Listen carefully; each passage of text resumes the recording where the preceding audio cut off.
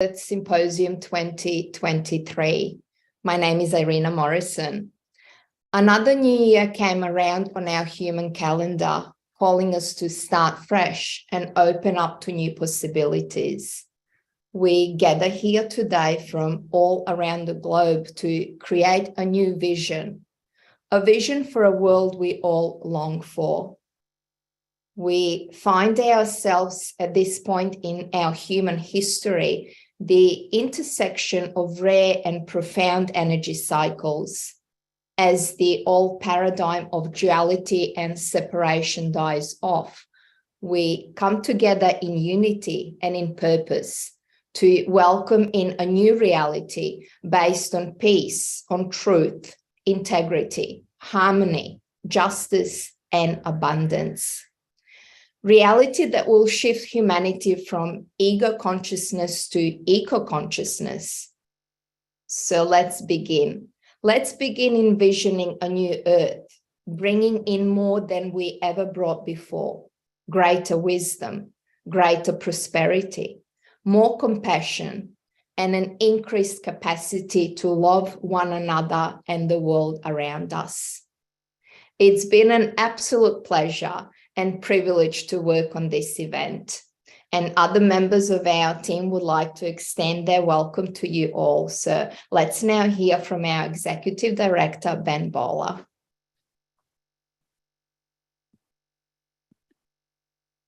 Thank you. Thank you, Irina, and thank you for everything you've done to bring this moment about over the last few months, working so hard. It's a great privilege, as Irina said, and also we enter today with a great sense of reverence. We are here in World Interfaith Harmony Week, which has played such an incredible key generative role for Unity Earth and for many organizations around the world over the last decade. And to be here again celebrating the spirit of World Interfaith Harmony Week here at the Unity Earth Symposium, as today we enter into the prayers, intercultural, interspiritual, interfaith prayers of the human family, and then take a look back over the last 5 years or even over the last decade of the journey that has brought us to this moment. Echo my sister Irina's reflections that 2023 does feel like the beginning of something new, coming out of the 3 years of a cave of hibernation as a planet, as a planetary society, and entering into the glistening of a brand new dawn with all full of promise and mystery. And as we start to enter into these visions for a new earth, really what that essentially means is asking everyone around the world, intercultural, intergenerational perspectives, on what is your vision for a healed, whole, transformed planetary society in harmony with all of life. It's a great honor to be here with you. Welcome everybody to day one of the Unity Earth Symposium. And I'd like to throw over to the chair of the Unity Earth 501c3 board, Mr. Yanni Maniatis. Thank you, Ben. I think we need to send it back to Victoria, and then I'll kind of begin with the prayer. So Victoria, we'll let you run it. Yeah, thank you, Ben. Thank you, Yanni. Welcome, everyone. Welcome to this time. Welcome to this meaningful, beautiful occasion. And welcome to this moment. And welcome to the first day of the symposium, Unity Earth Symposium. And today is day one, prayers and reflections. And I've been considering that we're not here as separate parts. We are here as one radiant being, turning to the infinite. And as our beloved poet Jalaluddin Rumi said, forget your life, say God is great, get up.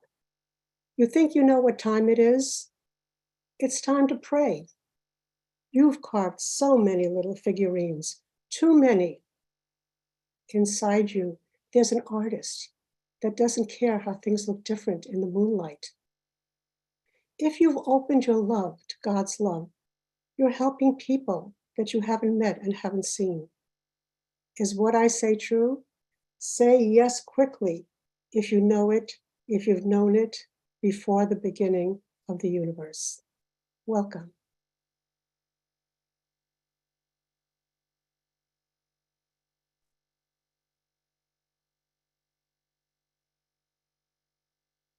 Thank you, Irina. Thank you, Ben, and thank you, Victoria. We thought it would be appropriate to begin these 2 days of Visions for a New Earth by connecting at the level of prayer, at the level of the heart, at the level of the embrace. And this is World Interfaith Harmony Week. Actually, today is the last day of it. And it felt appropriate to just bring in the many threads that the work of Unity Earth has been doing over the last 7 years, and it's an eternal work that we're all doing. Which is, and there's a vision. And so through these prayers, we're hoping to set the tone, to begin at the beginning, to feel into that space of the heart from which we all flow. And as we begin, we will have about 12 prayers. And I would suggest that we tune in not so much to the words, but to the energy, to who they represent, not only themselves, but their lineages. The line that goes all the way back to the beginningless beginning, and that meets with all the other lineages, all the other lines, and that just dwells in the temple of the heart, in the temple of the embrace. So this is a time for us now to just deepen that sense of connection, to enter into the sacred, and to feel our beginnings. And in those beginnings are the seeds for our new earths, for the new earth that we are all just yearning to see come to birth. And just so you know how we're going to do this, I will begin each one of the prayers with just simply a toning of this Tibetan bowl. And then the person giving the prayer will offer their prayer, and we have 7 on video, and 5 will be from participants in the group here. And then when their prayer is finished, I will also just hit the bowl again, chime the bowl, and then we'll just spend 15 seconds just allowing the energies of the prayer to just deepen within us. On to the next one. So I invite you now to enter the mystery of the divine, the unnameable, the inexpressible, the silence.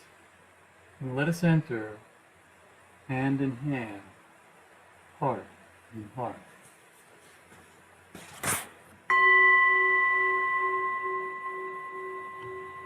Our first prayer will be from Mindahi Bastida, who is the director of the Original Caretakers Initiative at the Center for Earth Ethics.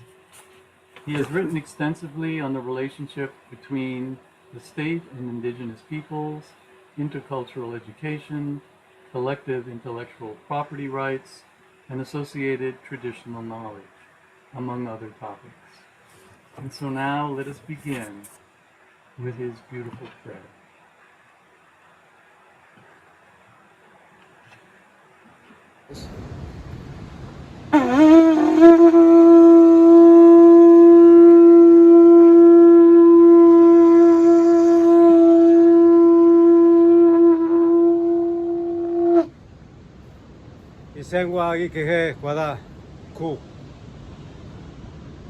Greetings, brothers and sisters, in this beautiful day of the UNITY EARTH Symposium.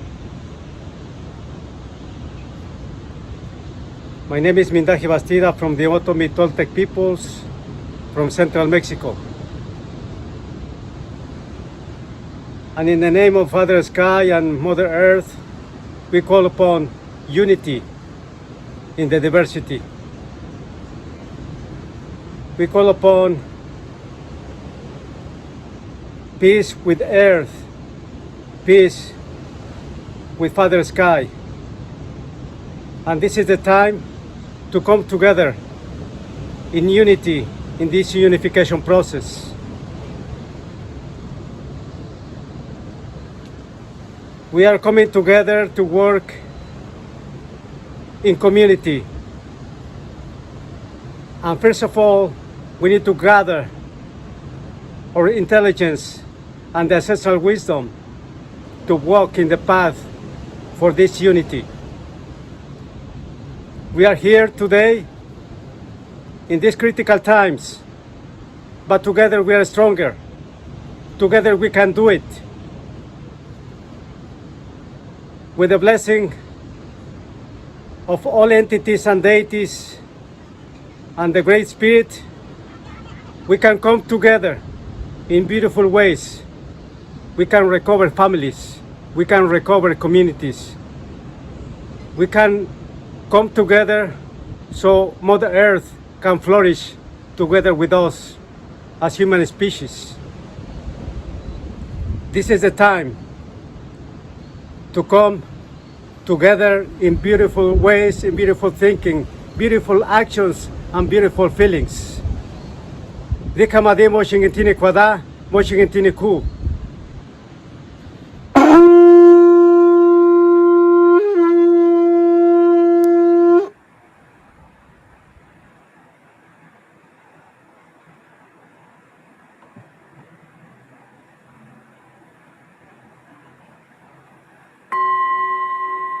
And so for 15 seconds, let us just allow this to kind of just drop into our hearts.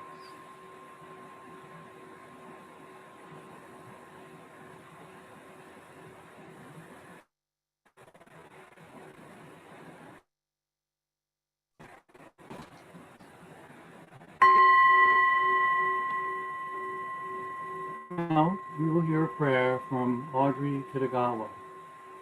Audrey is the founder and president of the International Academy for Multicultural Cooperation and president of the Light of Awareness International Spiritual Family, and the chair of the Anti-Racism Initiative, as well as co-chair of the Gender Equality Work of the G20 Interfaith Forum, a UN representative for I, and an ambassador of Religions for Peace International.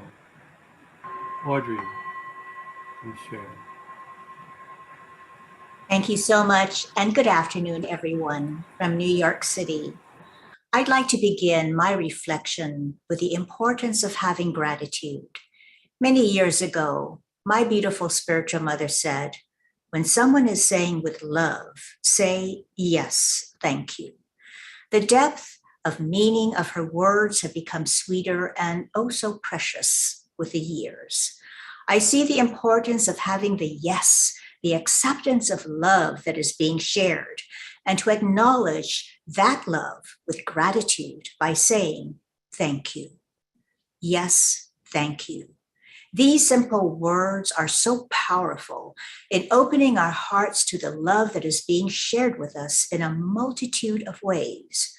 Our group is here today because we had the yes, thank you when we heard the call to come together in reflection and prayer, to add our drop of love to the ocean of love that this symposium calls us to participate in, to honor the diverse faith traditions that model coming together in respect and harmony.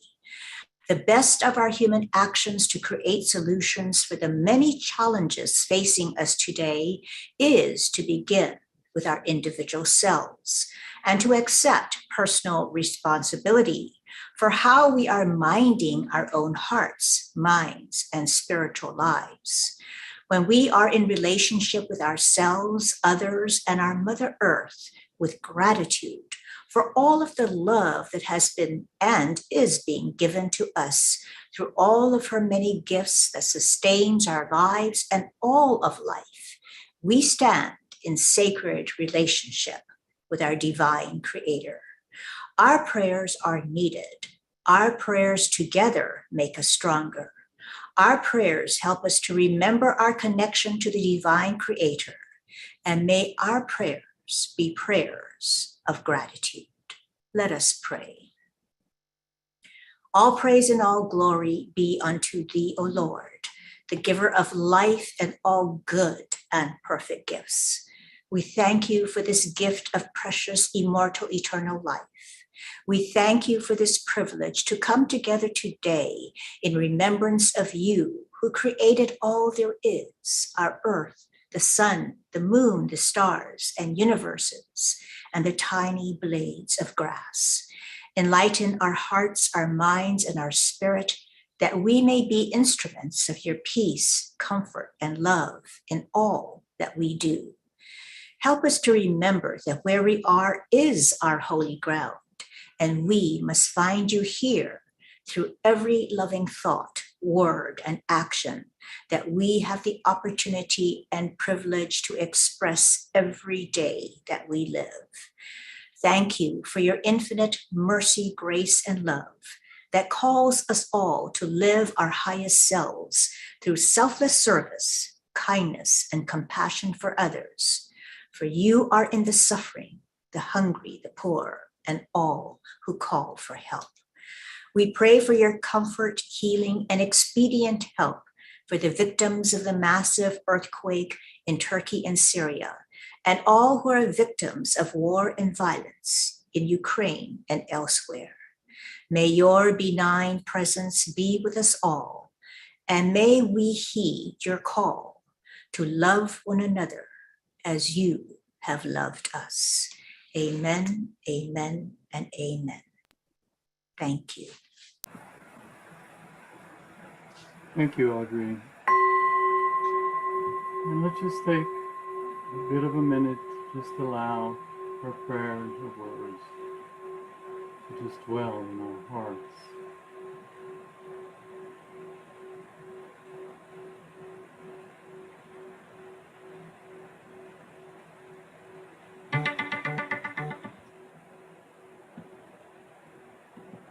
And thank you, Audrey.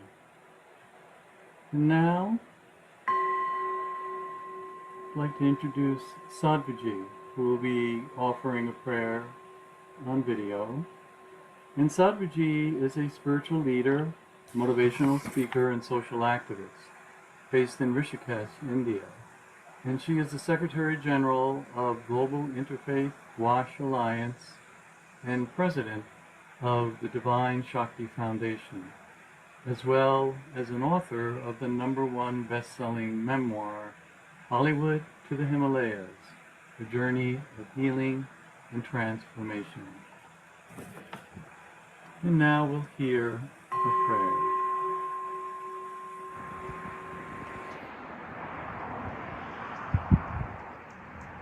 Om Asatoma Sadgamaya Tamsoma Jyotirgamaya Mrityorma Amritam Gamaya. Om Shanti Shanti Shanti. Oh God, lead us from the falsehood of separation into the truth of our oneness. Lead us from the darkness of ignorance in which we suffer and bring suffering unto others, into the light of wisdom in which we heal and bring healing to others and our planet. Lead us from the false identification as this physical body, the size, the shape, the color, the race, the religion, into the true identification as the spirit, the soul, the eternal one, with no size or shape or color, the one who is never born and who never perishes. Om Sarve Bhavantu Sukhina, Sarve Santu Niramaya, Sarve Bhadrani Pashyantu, Ma Kaschid Dukha Bhag Bhave. Om Shanti, Shanti, Shanti. Oh God, may all beings be happy. May all beings be healthy. May all beings be enlightened and cultured and able to experience and attain their highest potential and highest possibility. Oh God, may no being suffer. Om peace. Om peace. Om peace.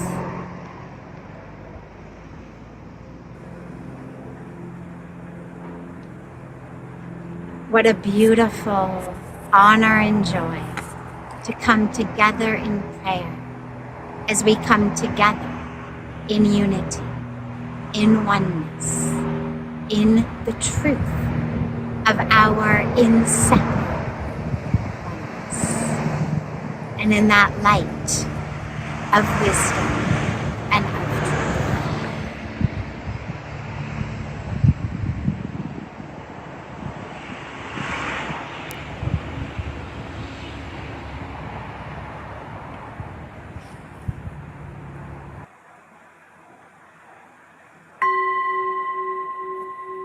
Thank you, Sadhguruji. And now just allow yourself to just dwell in those energies. And we'll be there just for a little bit. Let your heart be open and your mind still.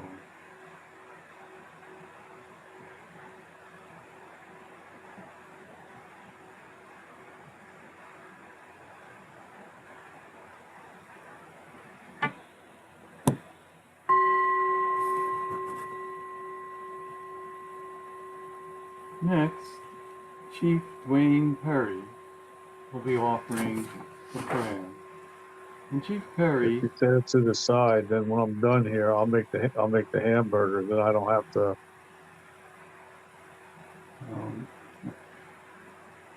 I guess the sacred and the profane join together always as they do. And Chief Perry is of the Ramapo Lenape and is a lifelong humanist who has worked diligently to bring voice to those who have been made silent through cultural and economic oppression. Chief Perry serves as the chief of the Ramapo Lenape Nation and has established the first embassy of the Indigenous people of the Western Hemisphere, where a safe ceremonial space is provided for those who land within the New York City environment. Chief Perry, we look forward to hearing your prayer. Wanabiju, Gichilamo Kwang, Renibuku Makwa, Netalamapo, Wawashishi Odui Demi Wag, Gichilamo Kwang. We give thanks for this day and this time. We ask that all may remember in unity that we are here as one with the children of the earth, children of the sky, children of the sea. There is no difference shall we fly or if we crawl, if we know. The knowing is that we are human, that we are one, that we are beings of love, of light, and of giving. We ask Ichtamokwang that all may understand and share in this moment of kindness, that it may go forward and all may be healed in their needs and in their ways. Inishi, Inishi, Inishi, Inishi, Allah. Thank you.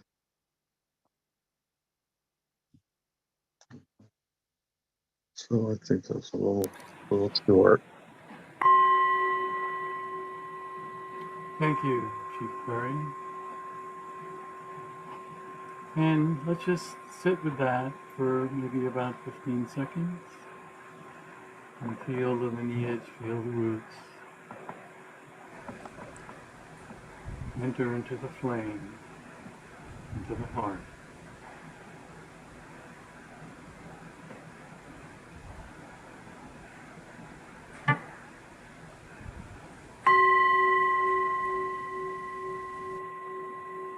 And next, we'll have another video, and Rabbi David Rosen will be offering a prayer. Rabbi David is the former chief rabbi of Ireland and is the Jerusalem-based international director of interreligious affairs of the American Jewish Committee.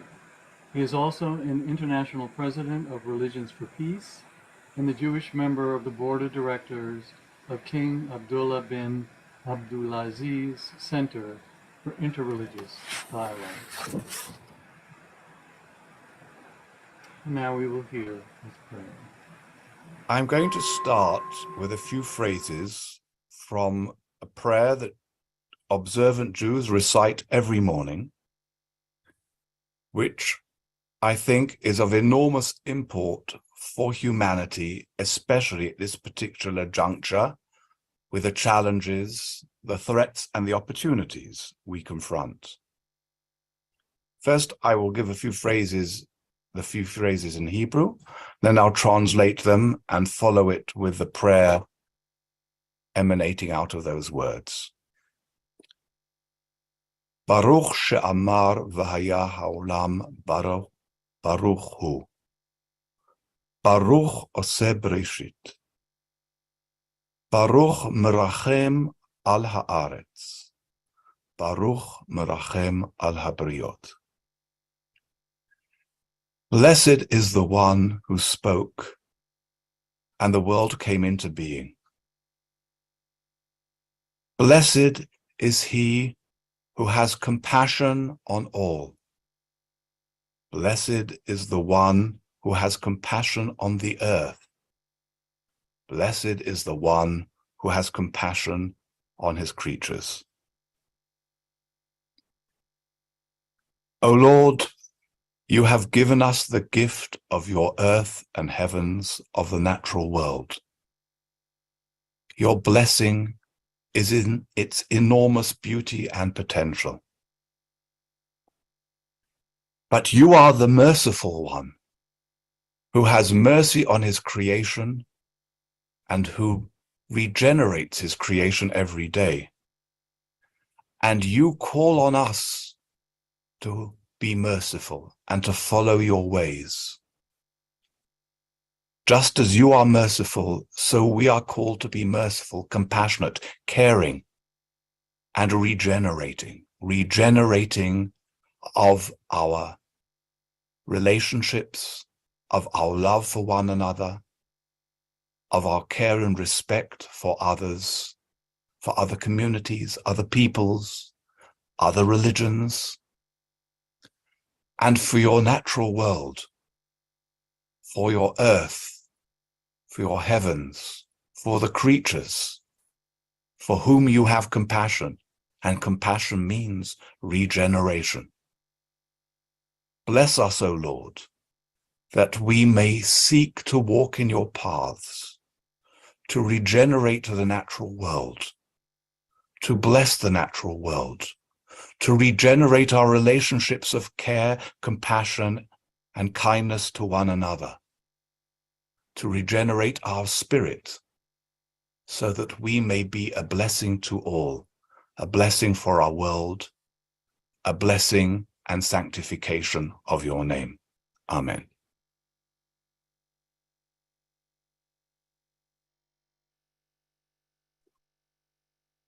Let us be in silence.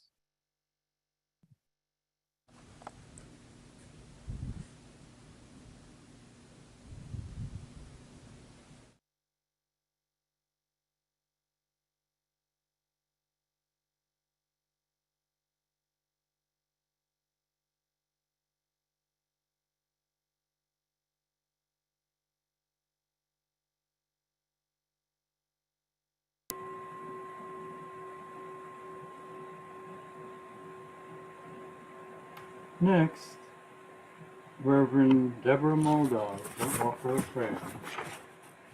And she is an ordained interfaith minister committed to assisting in the transformation of human consciousness.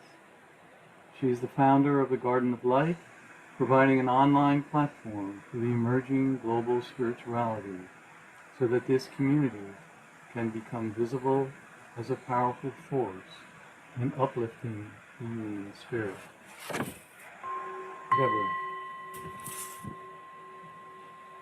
Blessings, everyone.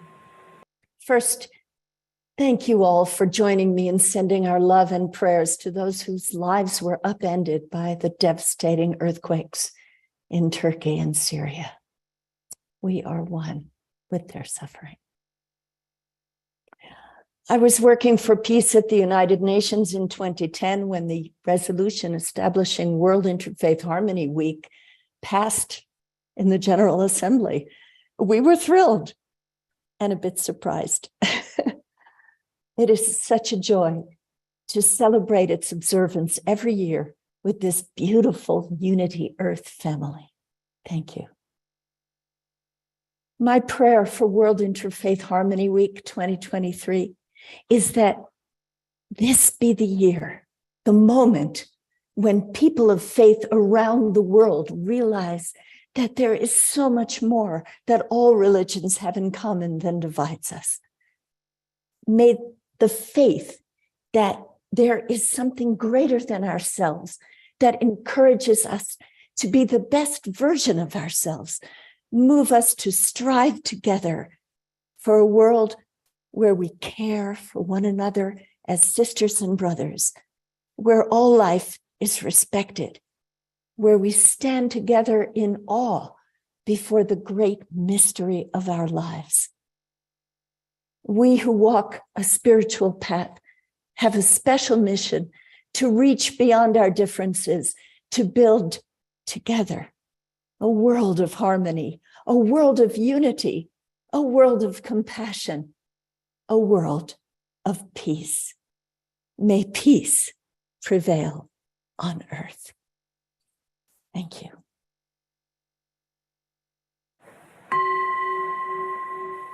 Thank you, Deborah. Thank you very much. Let us be in the silence.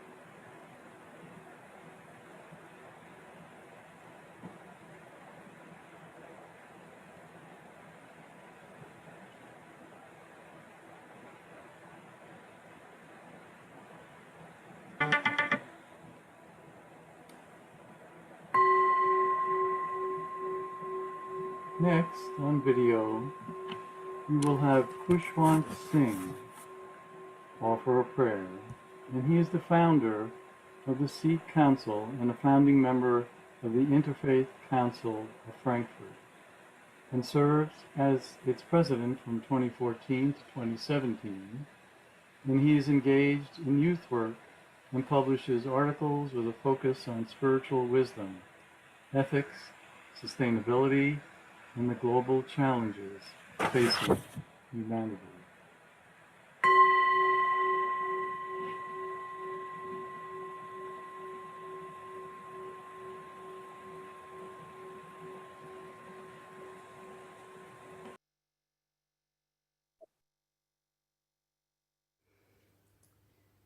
सर्व धर्म मह श्रेष्ठ धर्म हर को नाम जप निर्मल कर्म.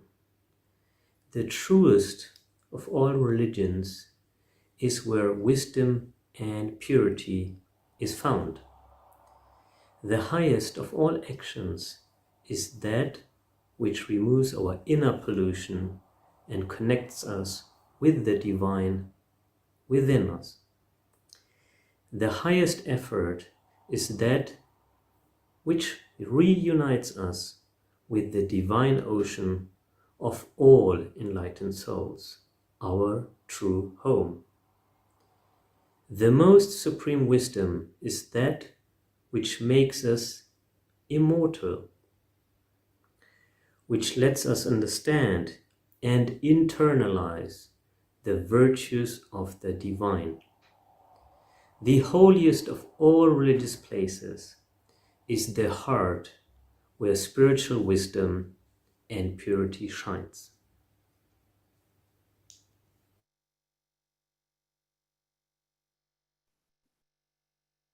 Thank you. Let us enter the silence.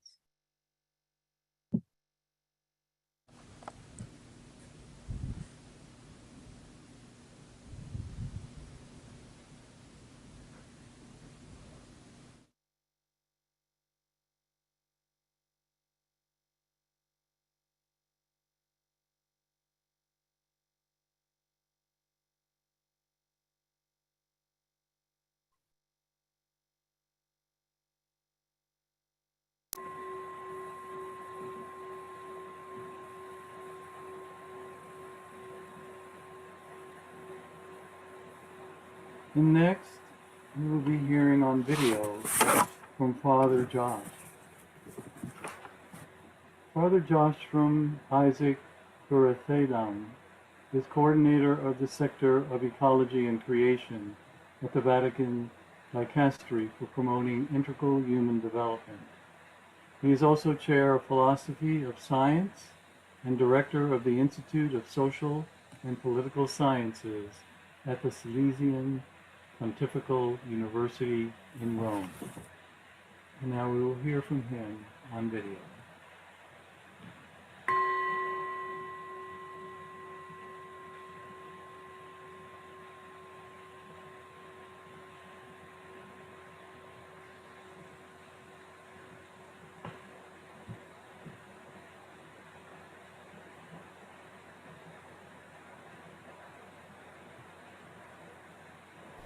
Hello, so very happy to join you from the Vatican Dicastery for promoting integral human development. It's a great honor for me to join the Interfaith Prayer Circle. And I would like to invite you to enter into the circle. This is something we learn especially from indigenous communities. Almost always when they gather together, it is a circle, especially when they dance. So let us enter into the circle, I would say, beginning with ourselves. As we become aware of the circle, of the cycle of our breathing, let's breathe in God's infinite energy that permeates the entire universe. Let's breathe in. Let's receive this divine energy. Let us breathe out all the negative, toxic energy within us. The energy of conflict, the energy of dissipation, the energy of war. And let us breathe in instead God's energy of love. Let's enter into a deeper circle, I would say with three sentiments. First of all, a sentiment of joy. Again, think of the indigenous communities dancing around for the joy of being together. Let's feel a profound joy within us. The second sentiment is that of compassion. Let's feel the pain of other creatures, of our own brothers and sisters, and feel this empathy, compassion. And finally, let us feel the sentiment of love. Dante Alighieri spoke of God's love that embraces the stars and the entire universe. Let the same love fill our hearts, our homes, our communities, and the entire world. Amen. Let it be.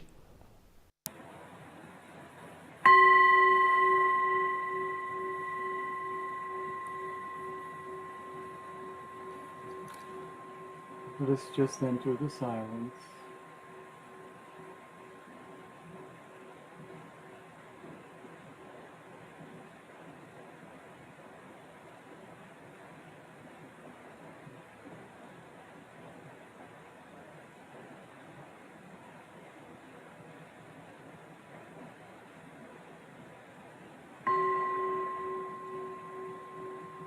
And now, I'd like to introduce dear brother Haji Sayed Salman Chishti,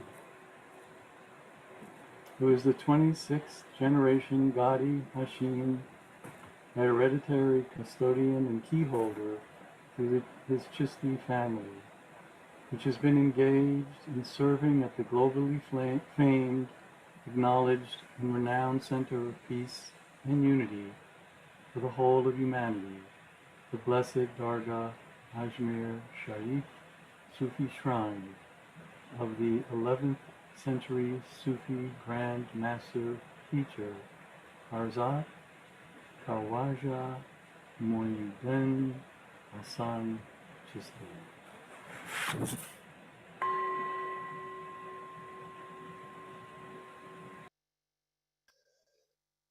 أعوذ بالله من الشيطان الرجيم بسم الله الرحمن الرحيم.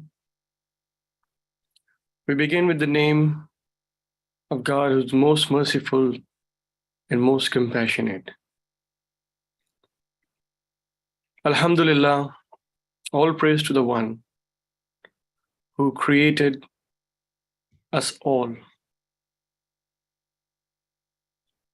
At this moment of reflections and prayers, we send our gratitude for this moment which the Creator has brought us together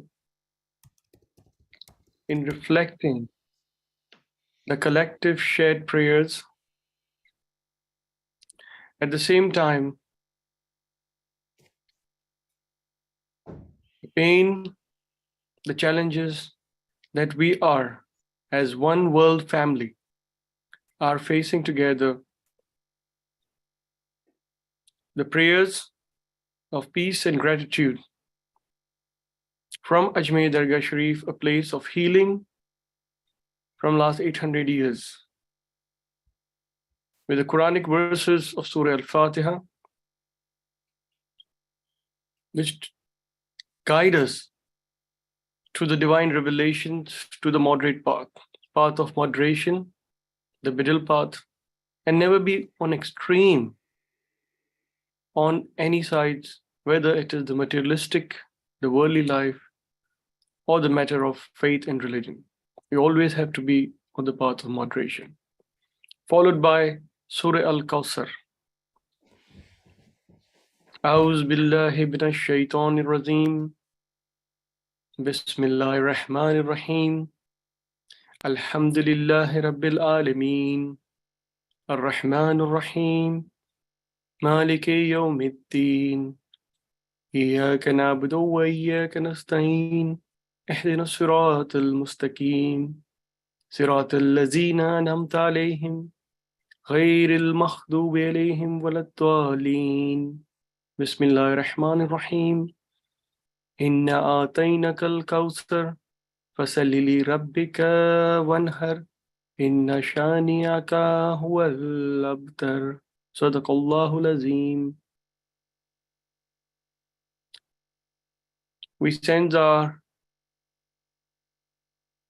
deepest respect, gratitude to all our spiritual elders, brothers and sisters from around the world who are together at this hour for this Unity Earth Symposium, and the message of Khaja Moinuddin Chishti, the 11th century Sufi master, says, love all and hate none, love towards all and malice towards none. Develop the three attributes of nature into your being to be close to the Creator. Sun like grace, river like generosity, and earth like hospitality. As moments and reflection like this, which bring us together to re-amplify, recommit towards the sacred trust that is bestowed upon all of us. And we pray that God enable us to truly commit ourselves in honoring that Muqaddas Amanat the sacred trust, which has been a common and shared values in our worldly journey as well as the journey of our soul.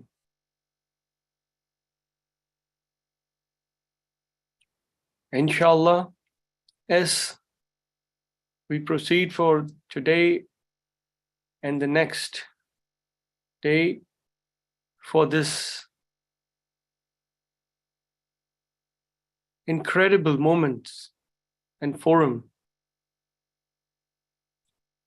our heart, our soul, our mind, and our body, which need to be aligned in perfect balance, harmony, towards realizing the coexistence of a human fraternity.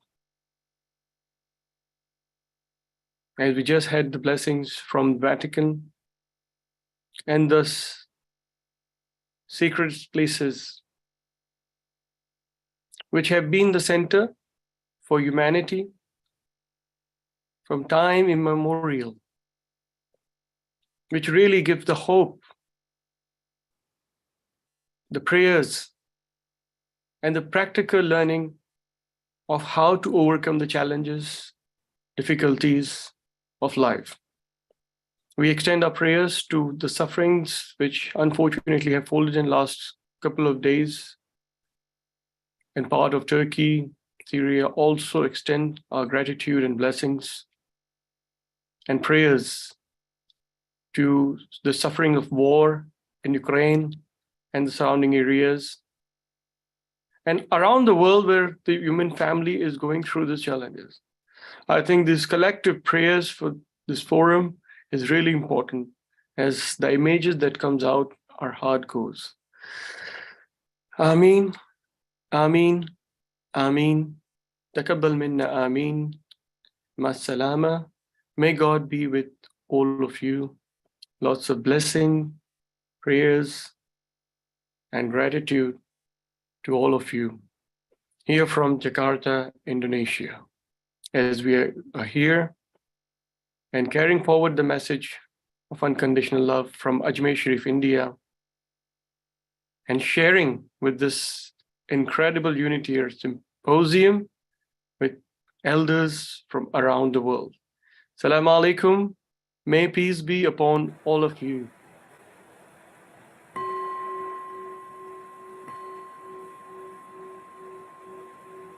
Thank you, Salman. Let us just be in the silence.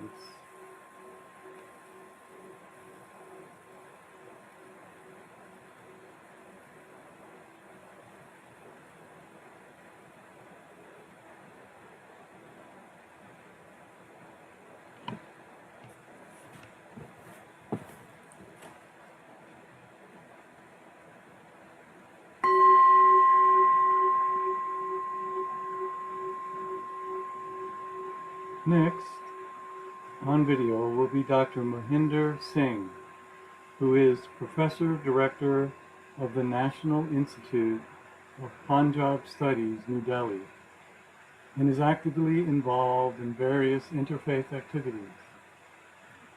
He had the honor of representing the Sikh faith in the Vatican, Canterbury, and various other platforms.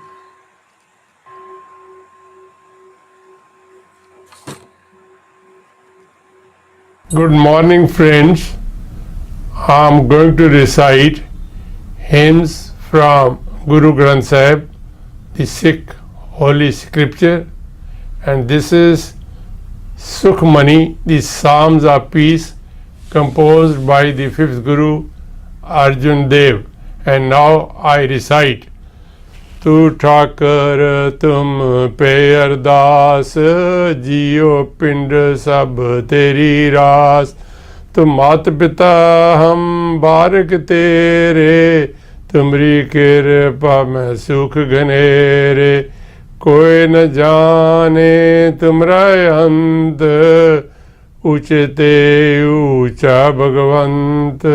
सगल समग्री तुमरे सूत्रधारी, तुम ते होय सो आज्ञाकारी तुमरी गत मित तुम ही जानी नानक दास सदा कुर्बानी. And now I read the English translation of these hymns. Thou art the Master, O Thee I pray, O Lord, for this life and body are Thy gifts, Thy bounties. Thou art the Father, the Mother, who are Thy children. In Thy grace lies our whole joy. No one knoweth Thy limits, O Lord. Thou, the Maker of our destiny, art the highest of the high. All Thy creation is strung on Thy thread, and all that Thou create is Thy command. Thou alone knowest Thy end and state. Nanak, Thy servant is forever a sacrifice unto Thee. Thank you. Thank you, Mohinder. And let us just enter the silence.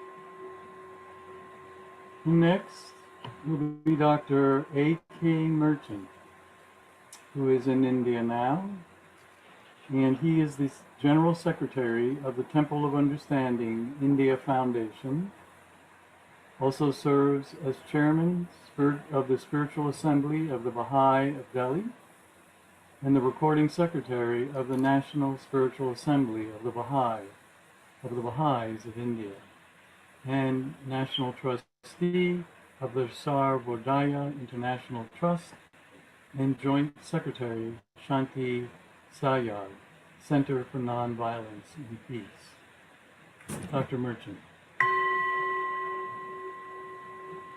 Most loving greetings to all at this auspicious gathering convened by Unity Earth. It's truly most remarkable to hear the wonderful words of wisdom, of prayers, of profound significance that connects us to the divine. To this, I'd like to also offer my humble call for peace, harmony, and unity. I'd like to offer these prayers and the words of profound counsel that we discover in the writings of the Baha'i faith, and particularly the call of Baha'u'llah, its founder, who proclaimed, "The earth is but one country and humankind its citizens." With utmost reverence, I offer these words in prayer. हे मेरे परमेश्वर, हे मेरे परमेश्वर, अपने सेवकों के हृदयों को मिलाकर एक कर दे और उनके समक्ष अपने महान उद्देश्य प्रकट कर। तेरे आदेशों का अनुसरण कर सके और तेरे विधि विधानों का पालन कर सके, इस योग्य उन्हें बना। O my God, unite the hearts of thy servants and reveal to them thy great purpose. May they follow thy commandments and abide in thy law. Help them, O God, in their endeavor and grant them strength to serve thee. O God, leave them not to themselves, but guide their steps by the light of thy knowledge and cheer their hearts by thy love. Verily, thou art their helper and their Lord.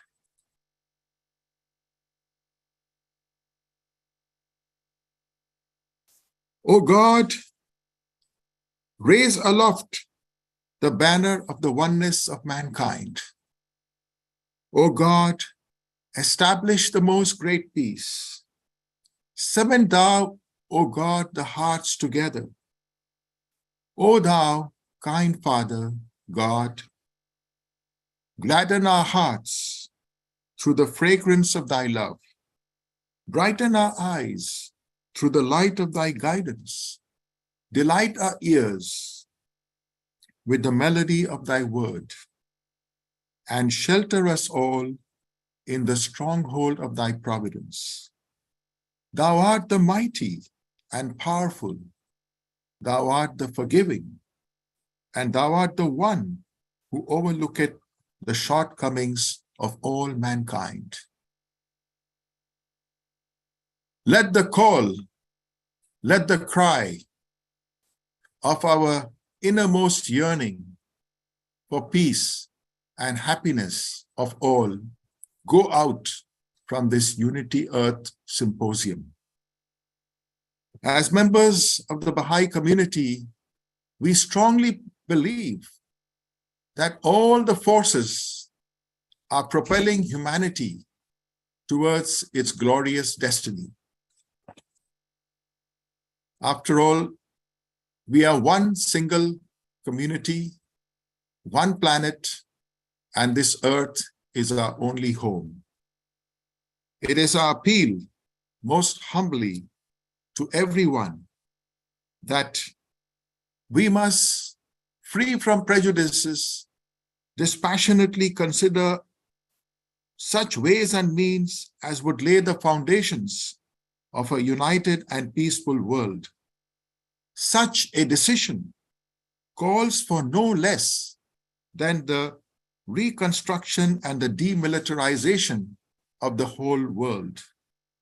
A world organically united in all essential aspects of its life, its political machinery, its spiritual aspiration, its trade and finance, its script and language, and yet infinite in the diversity of the national characteristics of its federated units. Let our belief that a new life is stirring in this age within all the peoples of the earth become a motivating impulse to work for harmony and peace. For Baha'u'llah proclaimed 150 years ago, the tabernacle of unity hath been raised. O peoples of the world, regard ye not one another as strangers. Ye are the fruits of one tree and the leaves of one branch, the waves of one sea and the drops of one ocean. May the solidarity and the powerful spirit of unity that goes out from this Unity Earth Symposium touch the millions and billions around the world. And may our hearts also join those suffering masses, whether it be due to wars and conflicts, or whether it be due to unfortunate events like the earthquake in Turkey and Syria. These should help us foster greater interdependence and deeply understand that we are one people, one earth, one family, and our future is intertwined. With this offering, I once again thank all the organizers and all my elders who have preceded me in offering their prayers and invocations and in bringing us closer to the divine. Salutations, Sadar Namaskar, and pranams. Thank you. Let us enter the silence.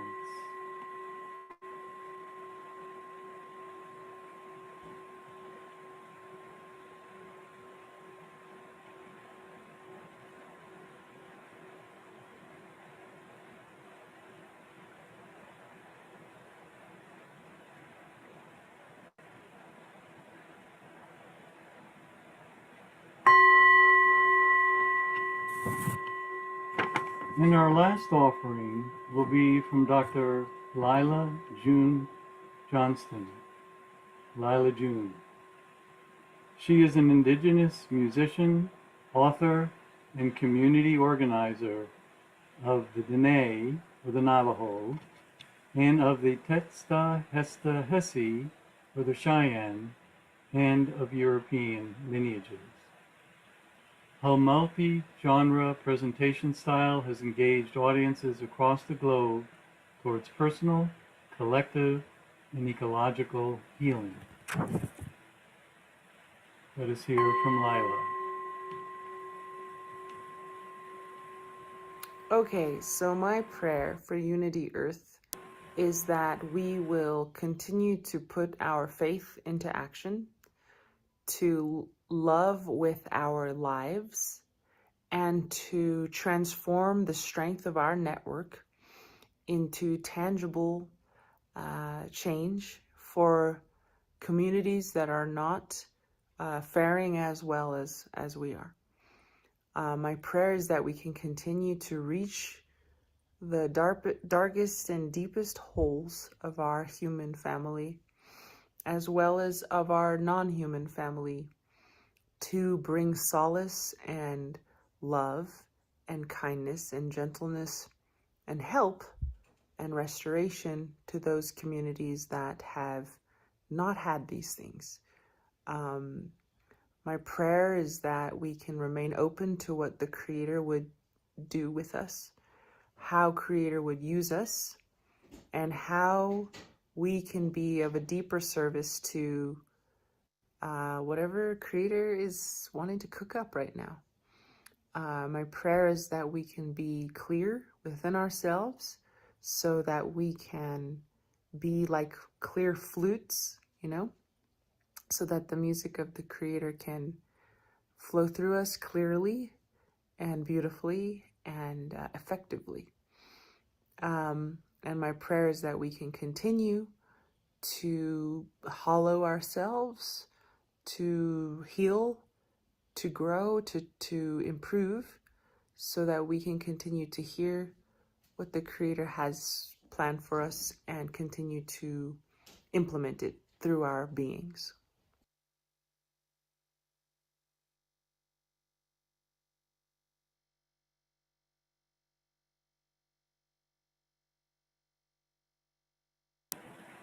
Let us just enter the silence again.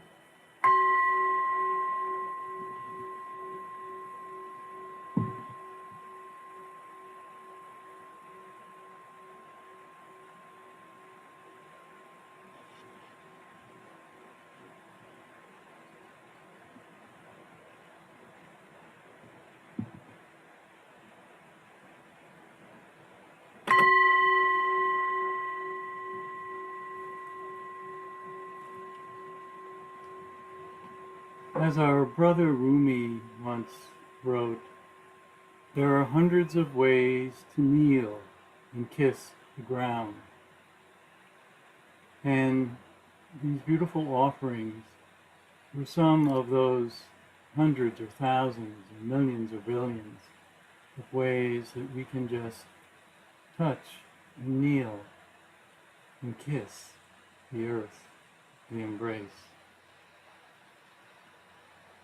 And as an old Celtic prayer, a poem, an Irish prayer and a poem, just some simple words that have been now adopted by the Kundalini Yoga community. I just like to share them, and they are, may the long-time sun shine upon you, all love surround you, and the pure light within you guide your way home. Peace be with you now and forever, and truly may peace prevail on earth. And Ben now would like to just lead us in a little bit of silence of prayer.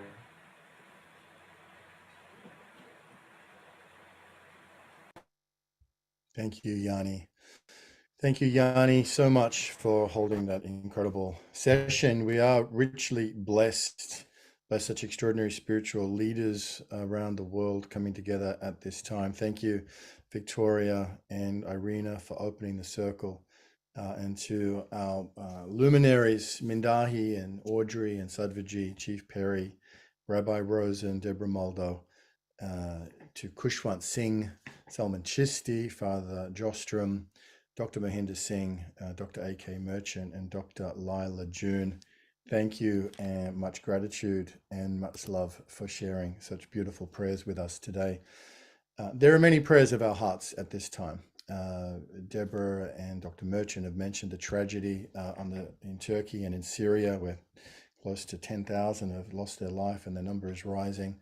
And each of us have personal prayers in our hearts for our families, for our friends, for our communities, and for our own aspirations in life. So let's hold just a little time together in the spirit of these beautiful and powerful global interfaith prayers. Let us add our own prayerful intentions in the silence and in the light together.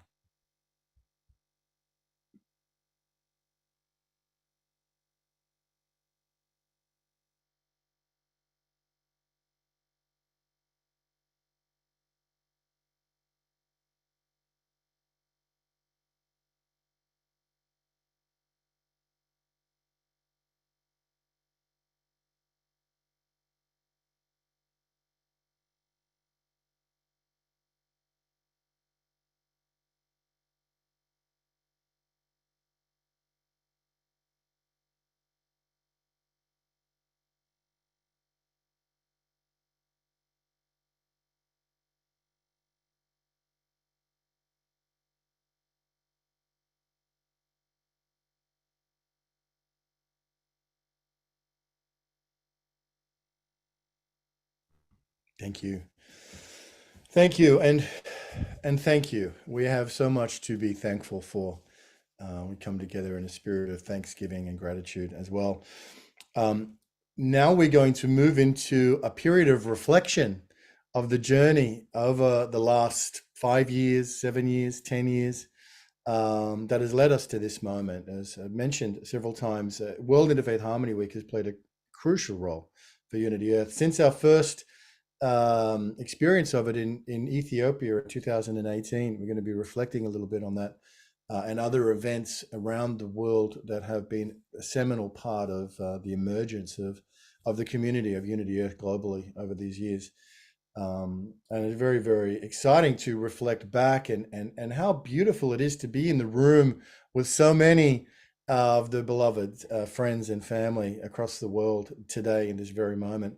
And through time, and to help us to reflect and to help us to transition, it's my extraordinary privilege and honor to introduce to you the wonderful, the one and only Kristen Hoffman. Kristen is a Juilliard-trained singer, conscious musician, producer, and vocalist for the internationally acclaimed show Balagaya, a strong advocate for peace and earth-ocean conservation. She works regularly with other thought leaders and change makers to amplify important wisdom for our times through the powerful vehicle of music. Kristen is an amazing evolutionary leader in her own right and has been an integral part of what Unity Earth has been up to these last years. So, Kristen, it's great to see you and welcome to the Unity Earth Symposium, sister.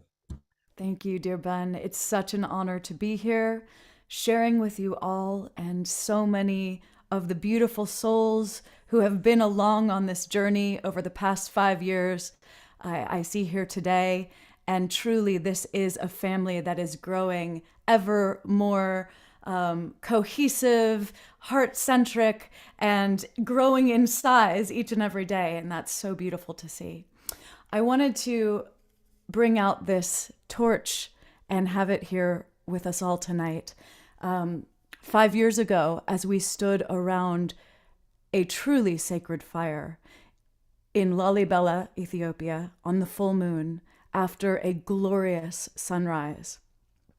This torch of peace, which was run around the whole earth in 1986 during the heart of the Cold War and literally touched the lives of 25 million humans, was held by 45 heads of state, went through countless countries.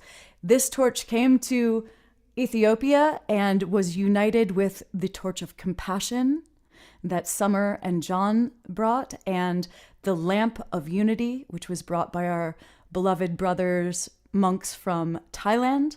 And together, these flames formed the sacred fire in Lalibela. And as we all stood around in prayerful ceremony together, so many, about 90 different leaders from all over the world, different faiths, backgrounds, lineages, we felt the flame of love, of humanity, of oneness, of pure possibility for peace being lit. And that flame has been carried forward again and again and again through this Unity Earth journey that we have been on, whether it be in Australia, the Holy Land, Varanasi, New York, on these beautiful online events, World Unity Week, Peace Week.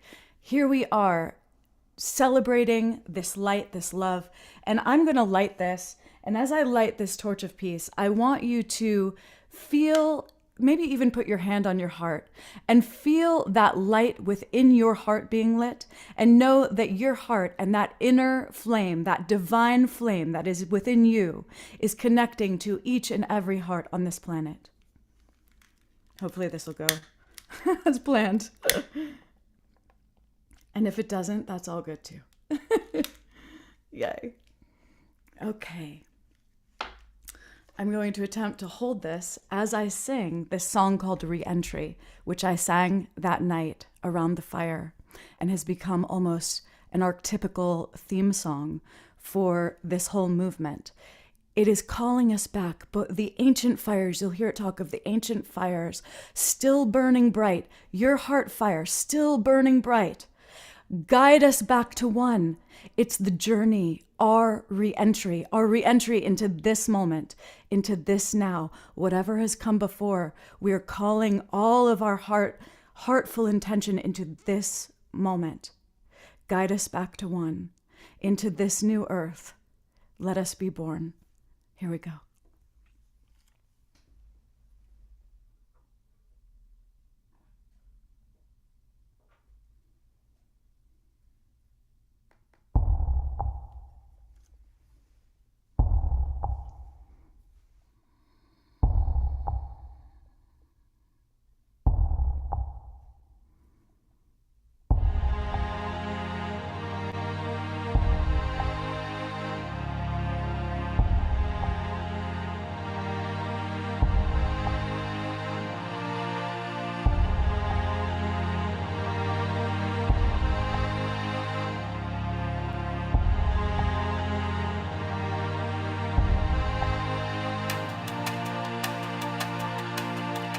It was certain, the timeless lines of the soul reconnected, uncovering a path of old. Embers from the ancient fires, still burning, burning bright. Guide us back to one. It's the journey, our re-entry.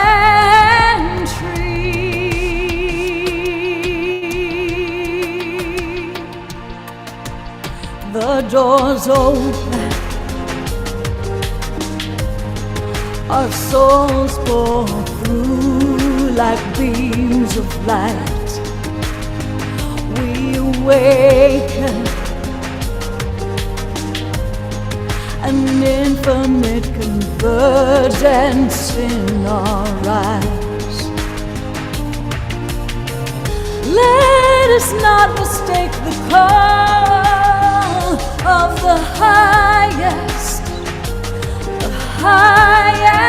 love. Truth is echoing the core. It's the journey, our re-entry.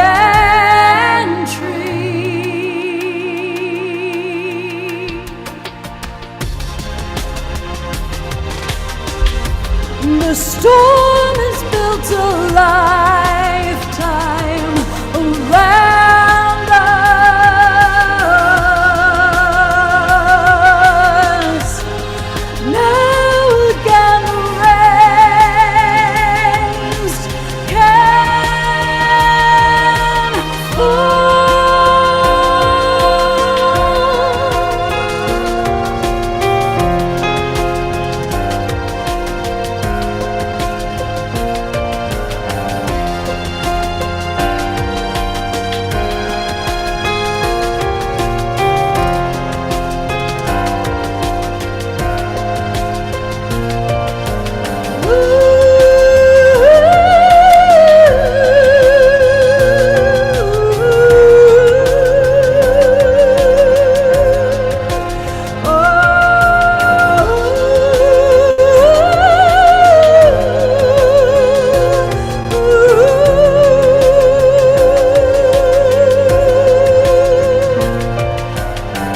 Embers from the ancient fires, still burning, burning bright. Guide us back to one. It's the journey, our re-entry. Let us not mistake the call of the highest love. Truth is echoing the core. It's the journey, our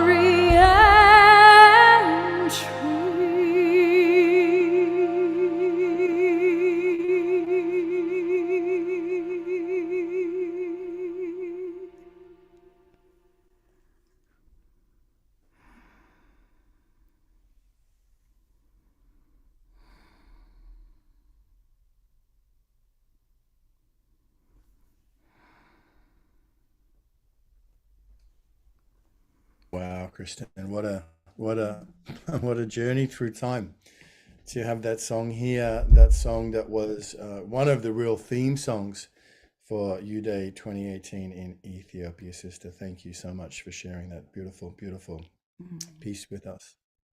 Thank you, Ben. I'm so grateful for your continual dedication to holding this incredible vessel of light and love for us all to dance within. Thank you.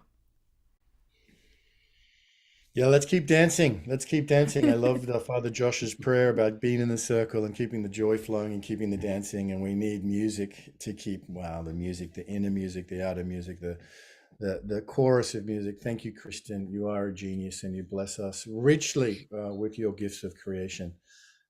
Someone who was instrumental in the beginning, before Unity Earth even knew it was going to be Unity Earth, is Dr. Bunshwe Duje, who really was instrumental in the original UDay festival. Before UDay 2018 in Ethiopia, there was UDay 2012 in Thailand, in Chiang Mai.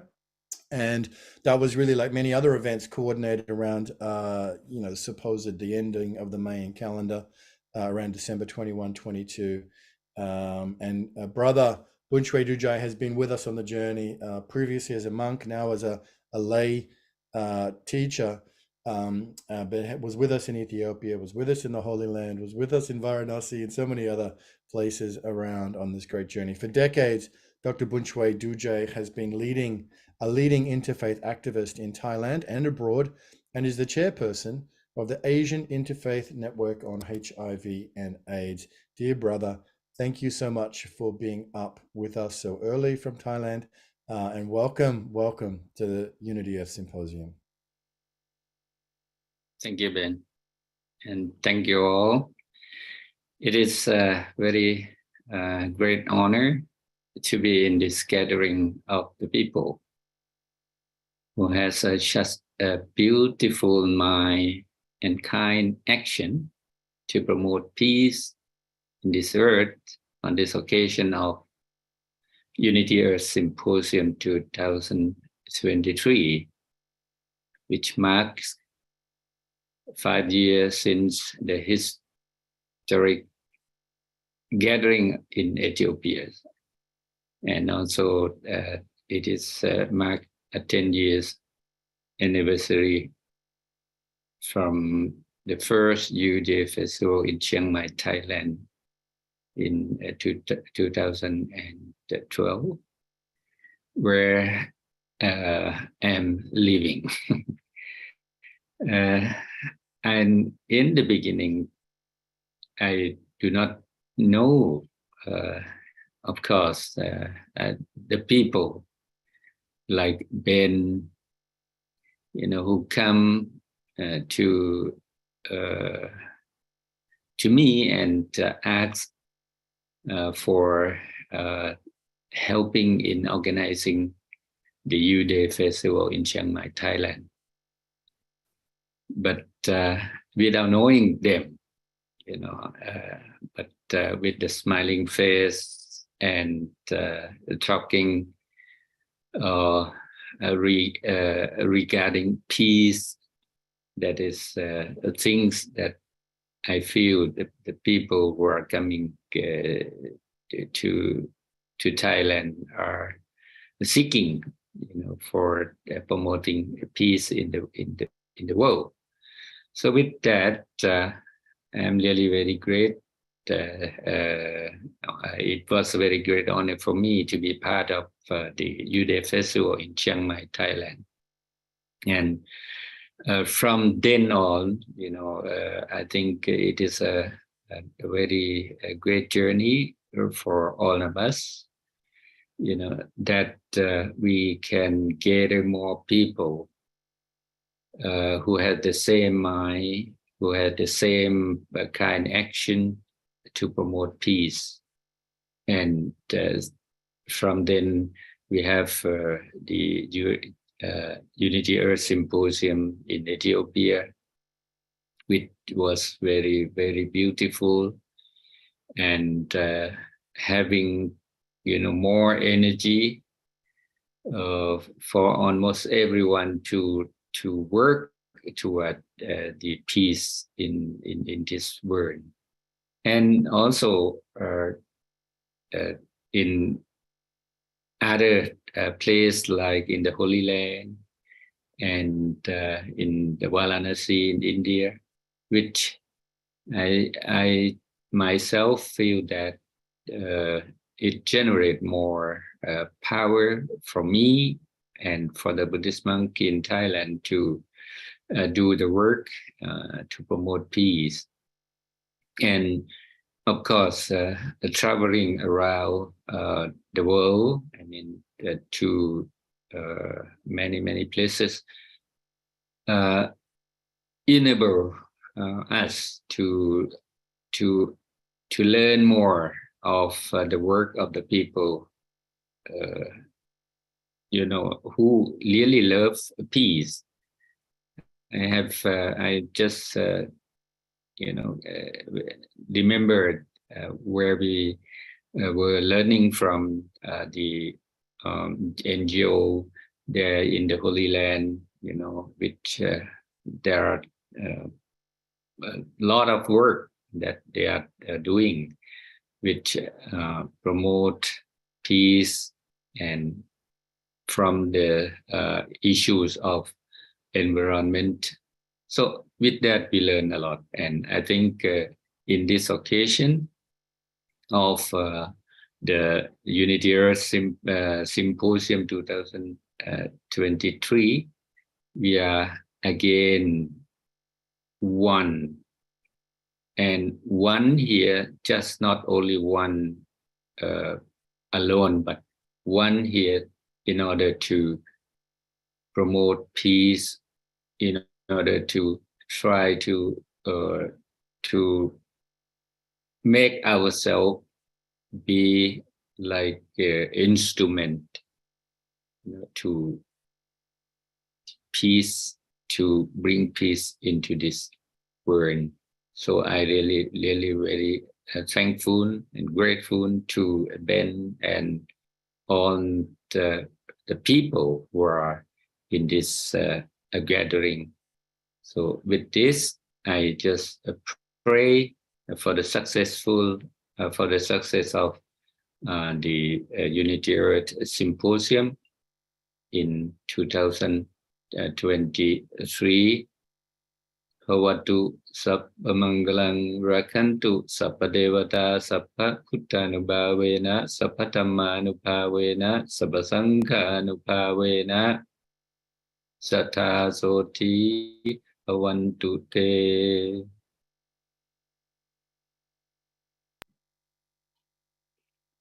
Satu, Satu, Satu. Thank you, Ajahn. Thank you so much for being with us today, and thank you for all of your gifts over these many, many years. When you were Pramaha Bunshue Duje, you brought 50 novice monks to their very first dawn service of UDay in Chiang Mai.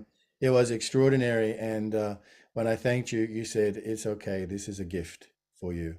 And I'm just really touched by your generous spirit that has continued to feed this journey of peace and unity and purpose over these decades. Thank you for being with us as we reflect.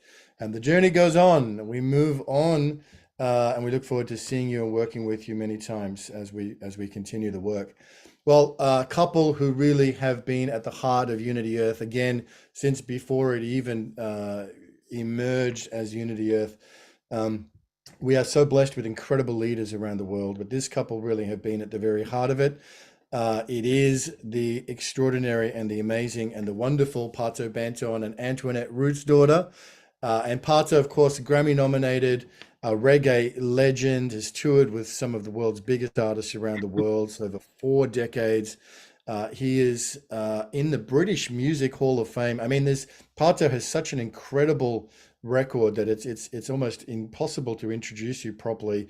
But Pato's work and legacy goes beyond music and has touched incredible impact in social justice, working with youth, working with disadvantaged youth in Birmingham, where he's received many awards, and now is connected to so many different initiatives and projects, the Ubuntu project and documentary, and all of it, with Antoinette Root's daughter by your side as well, working on the music, Stand Up for Justice, which is an initiative of Antoinette, and the incredible work that Antoinette Root's daughter is doing globally as well. So Pato, brother, I'm excited about what we're going to do next, but before we get to that, we're reflecting on the journey so far. It's a wonderful joy and honor. Isn't it great to see Duje here with us from Thailand, where it all began for you and I and Antoinette as well, more than 10 years ago. So happy to see Duje, man. That's my favorite monk in the world. Kristen, you just blew my mind again. That was so beautiful. Antoinette is actually, as you know, Antoinette has been diagnosed with cancer. So she's doing very well. She's decided to take the holistic approach with natural medicine. And today she's actually at the hot springs getting her healing on, but she is tuning in. She's watching everything for this whole program, the whole symposium. She's tuning in while she's in the beautiful hot springs. So before she went out the door, can I share my screen? You bet. You're a co-host. You can do it as you will. Here we go. So before let me just make sure I've got the music. Before she went out the door, optimize. Share sound, optimize. All right. So before she went out the door, she prepared this for the Unity Earth family. And this is Antoinette's memories. And Antoinette put one of her backing tracks, one of her songs called Can't Stop Us Now, which I think is very appropriate for Unity Earth. And I'd like to share it for you. And this is Antoinette's memory right now.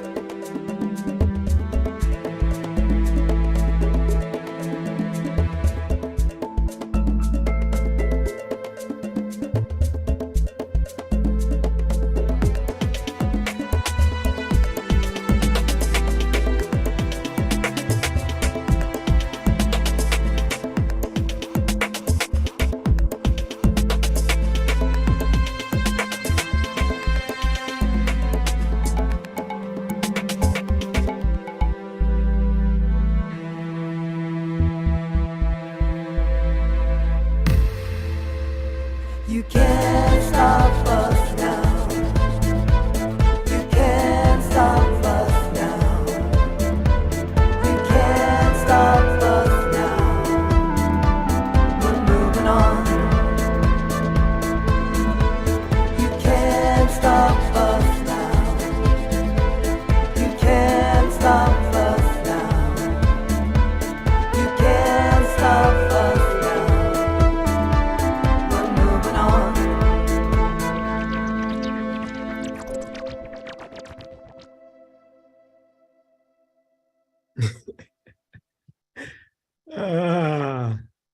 Oh my goodness. Some beautiful memories there. Some beautiful memories there. So Ben, I got a question. I've got a memory I want to share. The full version of my memory is 20 minutes longer than the time that's been allocated, or I've got an edited version that finishes on time, but it won't have the ending. So can I get the extra 20 seconds? 20 seconds or 20 minutes? 20 seconds. 20 seconds. You got 20 seconds all day long. All right. Pato. So before I share this last memory, I just want to say to the Unity Earth family, I love you guys so much. The journey that we've shared together has been amazing. All of you are special. All of you are so special to us. And I appreciate all of you so, so much. And Ben, I remember when we started on this journey and you said you had a vision, and it started out so small and so humble. But it reminds me that all great things usually start out very small, very humble, very obscure, just like a seed that's planted in the darkness of the ground and emerges slowly but surely into the light of day, and then bring forth good fruit in due season. Ben, I am seeing the fruits from all those years ago. The fruit of Unity Earth is abundant. And I want to say thank you. And thank you to your amazing team, many of them behind the background. Thank you so much. We have an amazing family. So with that being said, I'm going to share one of my favorite moments with Unity Earth. Let me see if I can find this now. Where is it? Let me get here. Sorry. By the way, while you're looking for that, I love that song and those memories of Antoinette. Wow. Antoinette, if you're listening, wow. Thank you so much.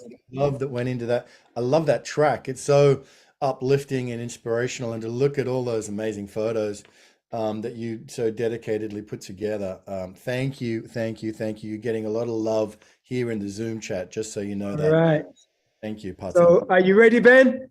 I'm ready. Here's my favorite memory, one of them anyway. It's my great privilege to introduce to you Antoinette Root's daughter. Can you hear that okay? Hear it great.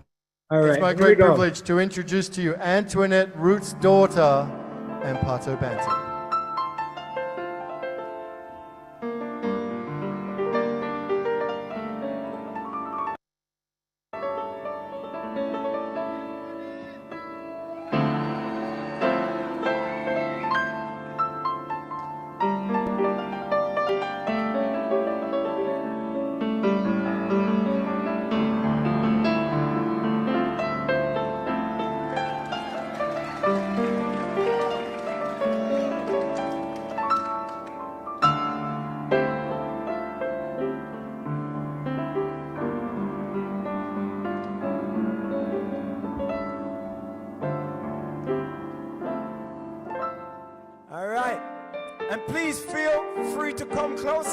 There's a lot of dancing space down here. Come on, guys, come on.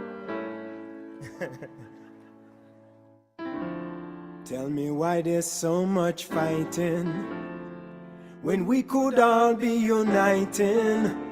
Tell me why there's so much greed when planet Earth can provide everybody's needs. Tell me why there's so much division when we got so much in common.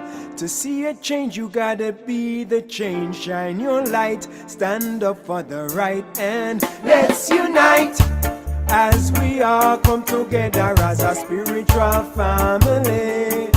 Let's unite as we all come together on this caravan of unity. Let's unite as we all come together as a spiritual family. One love. Let's unite as we all come together on this caravan of unity. Well, they say each one teach one, but first we've got to reach one. So we're reaching out to the world for more unification. UNITY spells a unity. That's what we need in our global community. No more hate, prejudice, or animosity. Let's replace that with generosity. One for all and all for one.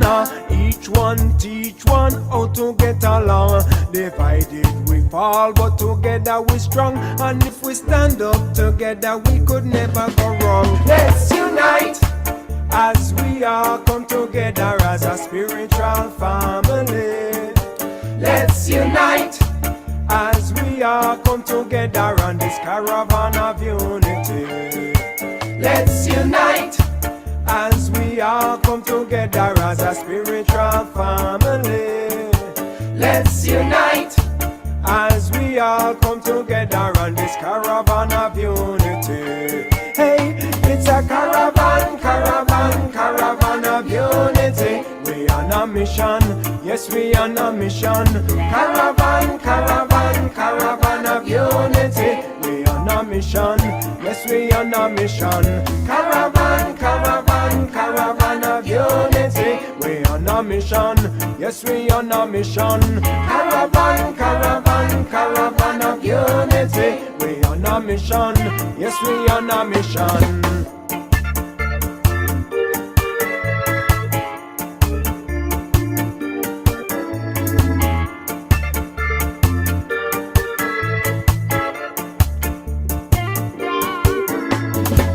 UNITY spells a unity. UNITY, listen again. UNITY spells a unity. UNITY, U for universal unity, and negotiations for peace are necessary. I is instill international integrity to turn the tides of tyranny. Why? 'Cause that's the way it should be. Our people living in a harmony. Let me see a peace sign if you agree, and let your voices be heard as you sing with me. Let's unite as we all come together as a spiritual family. Let's unite as we all come together on this caravan of unity. Let's unite as we all come together as a spiritual family. Let's unite as we all come together on this caravan of unity. Hey, it's a caravan, caravan, caravan of unity. We're on a mission, yes, we're on a mission. Caravan, caravan, caravan of unity. We're on a mission, yes, we're on a mission. Caravan, caravan, caravan of unity. We're on a mission, yes, we're on a mission. Caravan, caravan, caravan of unity. We're on a mission, yes, we're on a mission. Unity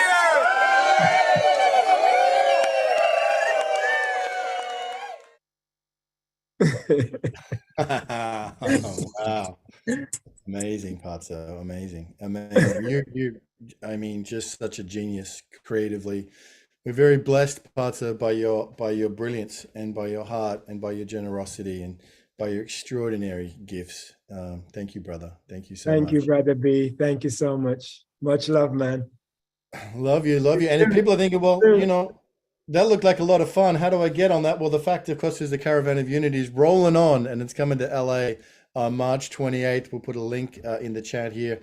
You can actually come to the LA Convergence, where Pato is headlining, as well as doing lots of other stuff, supporting, and with Keishi and Kristen and Lila June, a lot of the people we've seen that are coming there. It's going to be amazing. We'll get a link out there. And it's going to be awesome. So the caravan rolls on, Pato. Thank you, brother. Thank you for being with us. Thank you for sharing.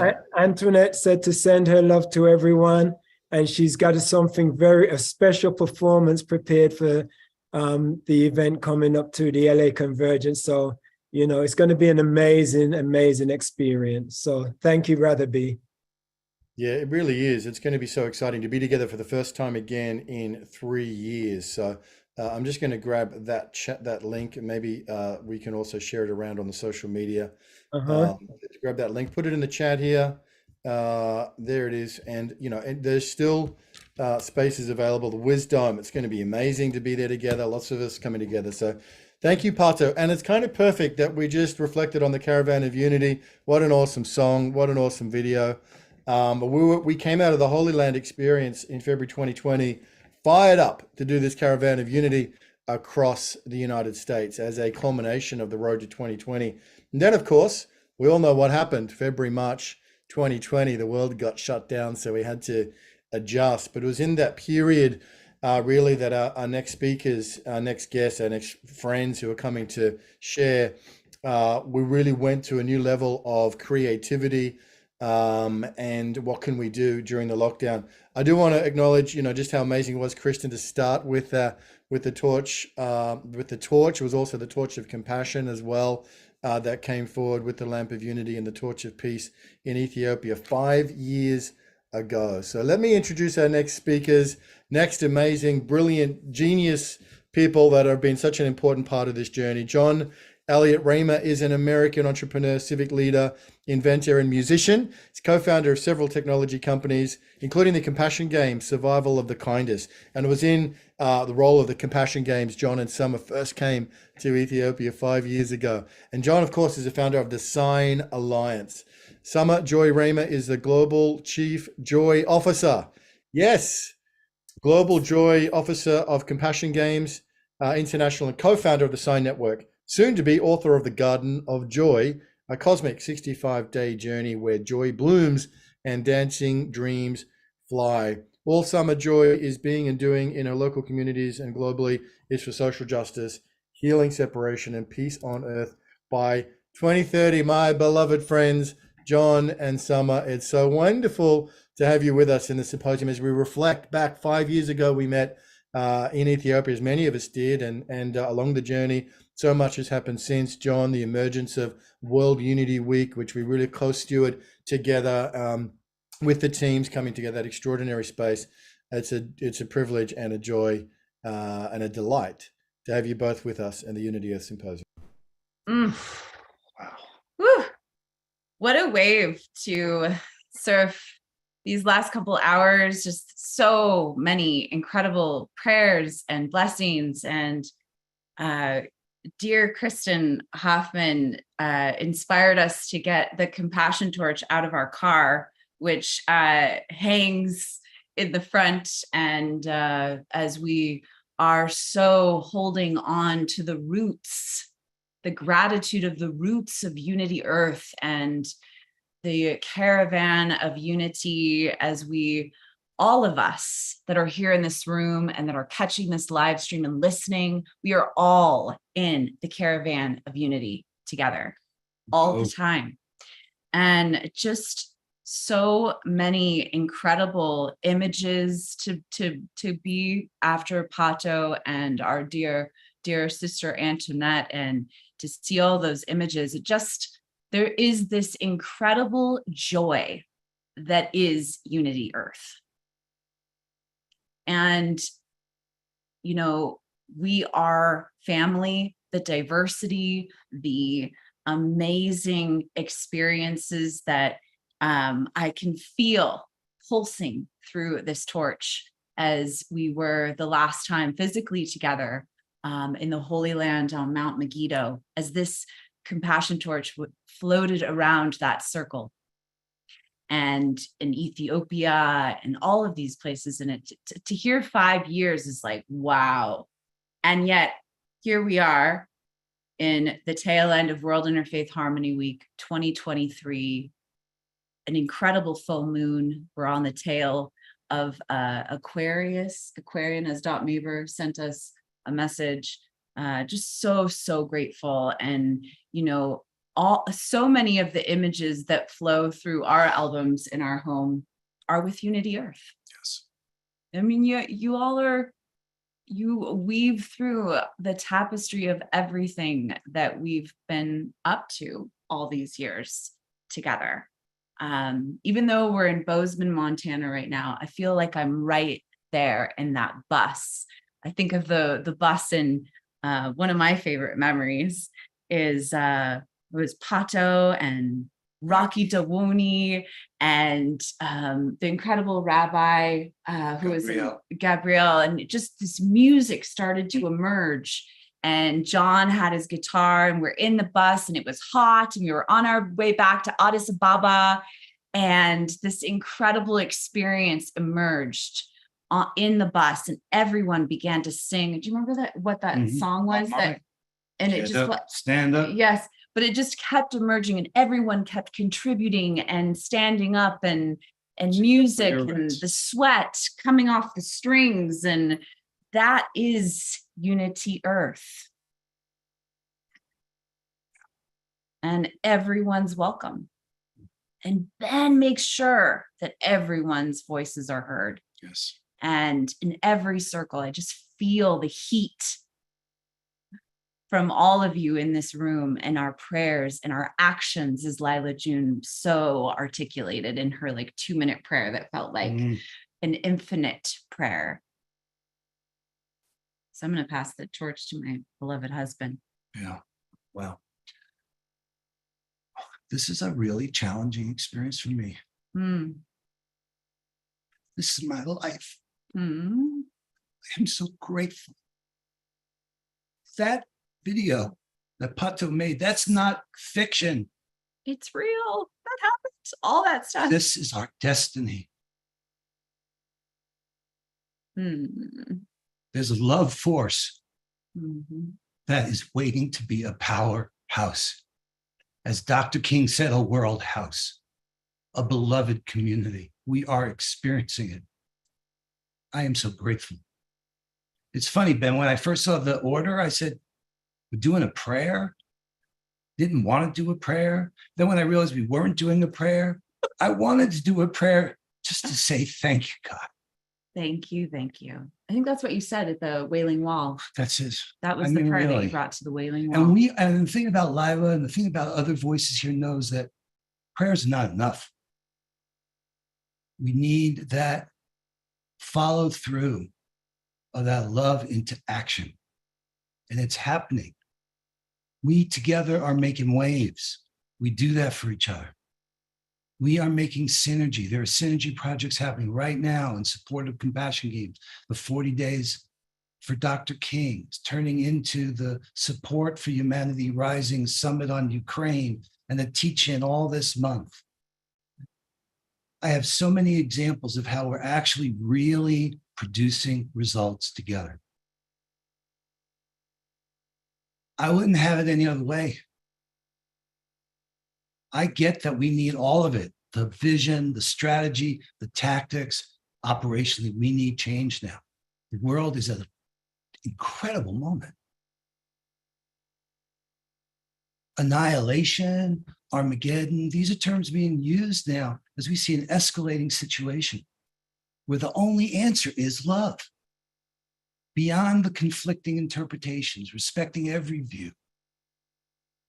That's the power that we're bringing. We had Jonathan Granoff giving his incredible teach-in. We're calling them teach-ins. The wisdom of Dr. King and human security for all at this moment. We have everything we need. But we need to do what King said, learn to organize as effectively for peace as those who love for war. And it's an experiment. And I just want to honor you, Ben, for creating the vision and the space for us to kind of figure this out together. Chief Perry was there yesterday. Many of us were. I got messages from a ton of folks. And Phil gave this incredible perspective from the Indigenous view on this moment of nuclear war or peace on Earth by 2030. So the solidarity I feel, the privilege I feel to be in this canoe, creating these tales of synergy that defy the old patterns, that demonstrate by doing, that we can know the truth of that vision we hold, and we can actually make the change. Thank you, thank you, thank you. I won't let you down. You've never let me down. God, I'm so grateful to be in this moment with this spiritual family. Thank you. And we pass this torch to every single one of you. Onward journey. Onward. Onward, paddle on. Come on. Ain't no stopping us now. Brother John Raymer and Summer Joy Raymer. And we We're just stand up welcome. together, brother. We stand up together. Yeah, keep going, keep going, keep going. Ain't nothing going to stop us now. Thank you for the incredible gifts for the MLK 40 days of peace and unity, and the incredible offerings that have come through that and continue to do that. It's amazing. We're blessed. We're deeply, richly blessed. John, I join you, as I'm sure many others do, in that prayer of thanksgiving as we just take a breath and we reflect on where we've come from, where we've been, and all of that matters. And yet, really what really matters is what happens now, and what do we do now? And so, in that spirit, just deep bows to you too, for everything that you give, all your commitments, your gifts, your genius, your great hearts, and for the great example that you send, and shining your light out brightly in so many different spaces and places. Deep bows to you, John Raymer and Summer Joy Raymer, and thank you for being with us today to mark this moment in time in World Interfaith It's a Harmony Week. real honor. And I know God gave me Summer. It's the greatest gift, right? Everybody knows that. Don't think I don't know that. Serving you, to serve this world, and to have the joy of my part. Back at you. Wow. We're all pretty blessed. Blessings. All of Much you. is give, much is required. It's really easy to be here in this space. Thank you. One of the greatest honors of my life is being in relationship with my husband and with Unity Earth. I'm in. I'm in. Let's go. Let's go. One of the joys of this journey, as John's saying, is that you have the vision and the incredible visionaries that are on the planet at this time, and there are many. The challenge is then execution. And I actually want to just take a moment to do a special shout out to Laura Rose and Emmanuel Kunzelman, who I believe are still with us late at night in Europe, or wherever you may be in the world. But thank you for Purpose Earth. Thank you for your spirit of generosity, which has empowered us and enabled us to put this on today and to be working towards what we're doing in Los Angeles, and also engagement for the Hollow Movement and so many other extraordinary things which are in the field because of your generous spirit and heart. It takes all of us, and it definitely does take resources.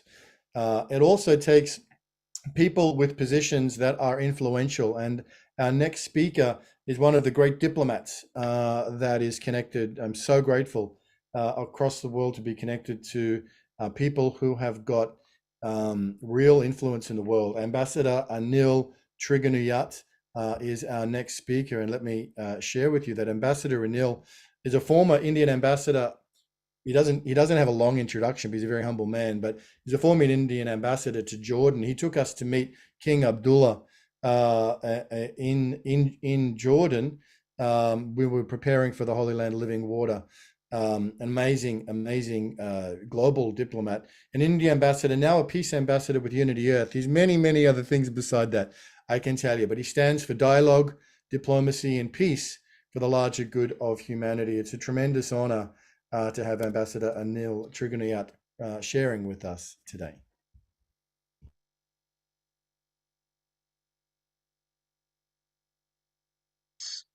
And my dear friends from all across the world, and the Unity Earth family. We are meeting virtually once again because of the pandemic, and I hope you all are keeping safe and sound and healthy, along with your family members, friends. May God bless you all. We always say that Sarve Bhavantu Sukhana, Sarve Santu Niramaya, Sarve Bhadrani Pashyantu. Everybody should be happy, everybody should be blessed, be healthy. We believe also in something called Vasudhaiv Kutumbakam, means the world is one family. In like Unity Earth, we are all one family. Peace is indivisible. Nobody can decide on what peace for one and the peace for the other. has to be pervasive. Om Shanti. It has to be there for everyone, within and outside. And I pray for that for everyone. I'm so happy to be part of this Unity Earth journey. But I would like to just quote a little bit from Swami Vivekananda when in 1893 he was speaking at the World Parliament of Religion in Chicago, and he called everybody my brothers and sisters of America. They believe they were from all religions of the world. And he always mentioned that we say that there should be common ground for religious unity. But he said that I'm not going to venture into my own theory. But if anyone here hopes that this unity will come by the triumph of any one of the religions and the destruction of the others, to him I say, brother, yours is an impossible hope. So Christian does not have to become a Hindu or a Buddhist, nor a Hindu or a Buddhist to become a Christian. But each must assimilate the spirit of the others and yet preserve his individuality and grow according to his own law of growth. So there is nobody who can just survive alone in this world. We have seen that the exclusivity has led to intolerance in each other's doctrine, and that is a mutually destructive syndrome that should be avoided by everyone. Historically, religions have played a very important role in shaping the world. And we need to understand that what are those shoes there on which we can work together, and that is the human soul, the well-being of everyone is the most important thing. No peace can be achieved when we are looking at one upmanship. So this is something, Matthew White, historian, he has said that top 100 atrocities of the world, at least 11 were for religious reasons. Similarly, the Encyclopedia of Wars also talks about that out of the 1,760 odd known and recorded conflicts, at least 123 can be classified as religious wars. And that has been the primary cause. Today also we see that kind of a thing that is happening. So we have to look at something in a more comprehensive manner. I'm so happy that Unity Earth and all our friends, Ben and others, brothers, have really done amazingly well across the world for talking about peace, to bringing about peace among warring communities, warring religions, groups, and have conveyed the message of love and friendship and peace to the world. I'm very happy and fortunate to have been associated with Unity Earth and have gone with them or as a part of this group with such noble souls to Jerusalem, to various parts of Israel, in Jordan, when we had our Unity Earth Summit. And I know that it may not have a visible impact for anyone, but it has definitely shaken the conscience of those who did not believe in peace by talking. It is important to believe in peace, follow the peace, and also imbibe the peace within yourself for everyone else. And I think that at this point, this is what is needed. The world is suffering immensely from the pandemic, and its impact, it has not gone away as yet. Moreover, we are having another major problem with Russia-Ukraine war, which is not ending because of geopolitical reasons. Now, geopolitics, for the heck of it, is something that is going to further decimate and take the world towards another destruction. So let us hope and pray and strive for ending this war as far as we can, make the efforts. We must, to our governments, to our people, say that we must try everything that can end the war and the suffering for the ordinary people, whose fault is nothing. Just being a citizen of a country, is that their fault? So I think that we need to work together. I wish I could be with you present in LA, but unfortunately right now the travel is a bit restricted. So I wish you all the very best and more success, more peace, and more visibility to our organization, and all our friends. And I am there. And the God is there for everyone to bless you and help you in your cause and our cause for peace among religions, among ourselves, and whether it is a theist, or anyone. God and peace is for everyone. Namaste.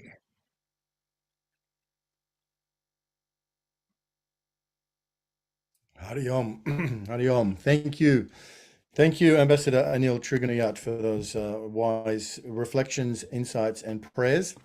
We're very, very grateful. And again, deep, deep gratitude to John and Summer for their beautiful, heartfelt sharing. So much of it happened, Irina. I'm going to bring Irina up here because I just can't do this without her. So much of it happened 5 years ago. We had met, you and I had met on the Mystic Express through India, which Yanni had worked on, and you were a guest. You were one of 2 guests that we had, and we had about 10, 15 people running the program. We had 2 guests. It was a bit top heavy, but it was worthwhile because that's how I met Irina and also Rebecca Humphreys. But since then, Irina, you and I had a magical moment, a mystical moment on the banks of the Ganga, where we just sat there for a few moments and we both looked at each other and realized that we were going to work together. It was a very powerful experience. And since then, you've really been, more than just a right-hand person. You've been a leader, an organizer, and a driver for Unity Earth. And a lot of the stuff we're celebrating today wouldn't have happened without you, including what happened in Ethiopia, certainly what happened in the Holy Land, and so many other things, the World Unity Weeks, etc., etc. But just to introduce this video, would you say a few words? Maybe, I think Summer Joy referenced the song Stand Up Together. This was the original kind of acoustic, unplugged version of it that Dane Kennedy did with Jason Kelly. And that's the soundtrack to our next little video. But would you like to say a few words about it, Irina? Oh, what can I say? The memories and the reflections in the last hour have been so emotional. So thank you, Kristen. Thank you, Pato. Thank you, John and Summer, for taking us back into those sacred moments. Ethiopia was such a profound gathering and profound journey. I think all of us who were there, and from memory, there was 75 or 80 or maybe even 90 representatives from around the globe. I don't think that our lives were ever the same after that trip. There was something so deep and sacred that happened on that trip, on that unified gathering, individually, but also collectively as our Unity Earth network. I think Unity Earth went on a global path, and we're still going, we're still growing, and we're still leading the way and pioneering this collective change on the global level. And I cannot be more grateful and honored that I had that moment with Ben on the River Ganga in Rishikesh. We did not know how we're going to work together, what's going to happen. But yeah, that moment was as profound as Ethiopia trip. So yes, take us back and let's stand up together.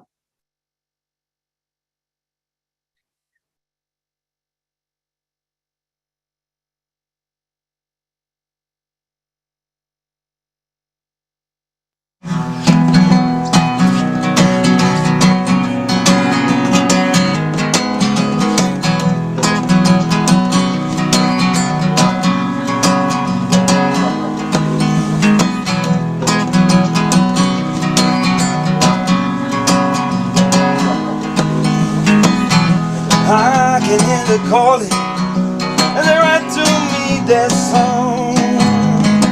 I can feel their spirit as they're singing me back home. They travel across the land, all our people still so strong, to take his ear back to where he belongs. This trip which was organized in the celebration of World Interfaith Harmony Week with UNITY Festival and in partner with the other organizations. It has Buddhist, Muslim, Christian from different denominations, the Sufi, Sikh, the Indigenous, the Aborigines, peace activists, musicians, spiritual leaders, people from different walks of life marching together in unity, praying together for peace to prevail throughout the world, honoring the difference we have, but knowing our destiny is one.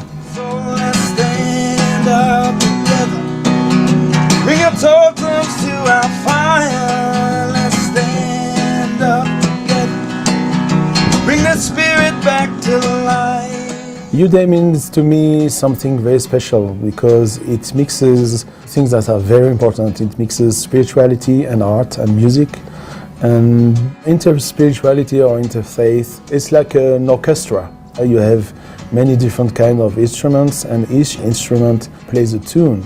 Nowadays, each instrument believes that he's the best instrument, but we would like humankind to play all their tunes and all their instruments together, because the harmony of a symphonic orchestra is because of the diversity.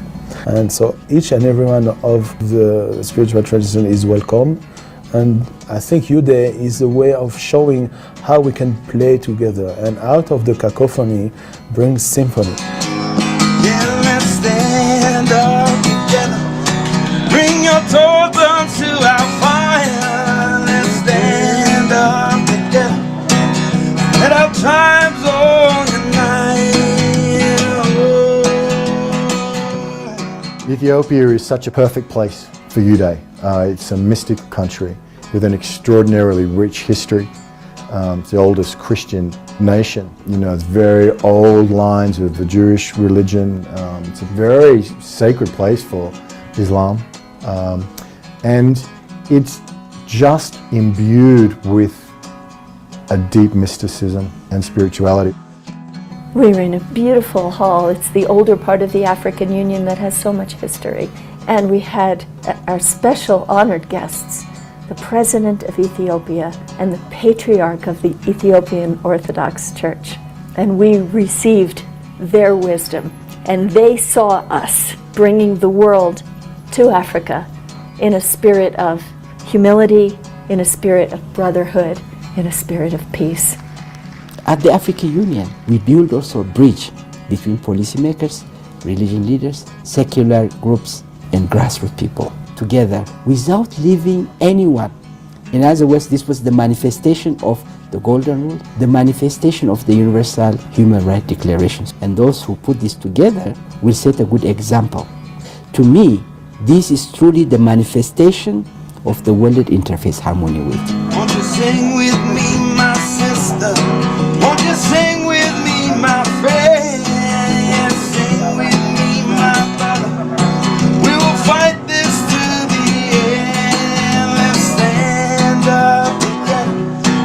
Bring your totems to our fire. Let's stand up together. Bring that spirit back to life as we place them in that sand. Like the eagles, they're so high. Let's stand up together. Let our tribes all unite.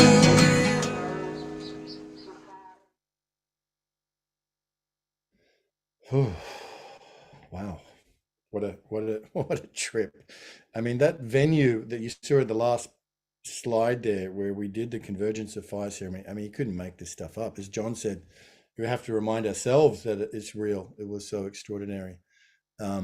Wow, thank you for everyone who contributed to that. We're going to be hearing from Ambassador Musi in a few moments. And really, Ambassador Musi's co-creation in the UNITY Ethiopia was vast and profound. The access we had to Lalibela, getting the president of the country, getting the patriarch of the Ethiopian Orthodox Church. I mean, wow, it was just something absolutely incredible. And then the trip down to Shashamane, Pato playing in Shashamane, there was so many extraordinary, as Irina, so beautifully said, so many extraordinary moments.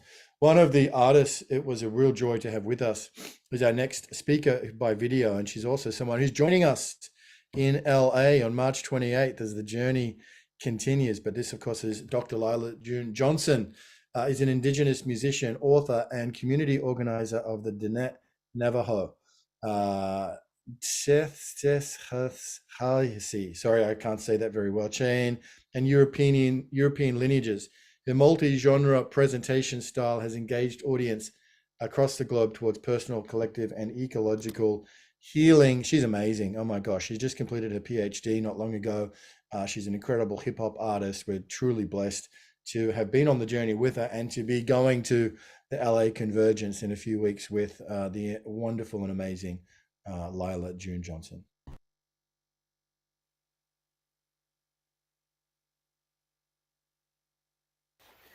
So my reflection on the past 5 years with Unity Earth. Well, I think probably the most memorable time, I mean, there were many, but was working with folks in Lalibela in Ethiopia, and praying for their community, because we were at the airport.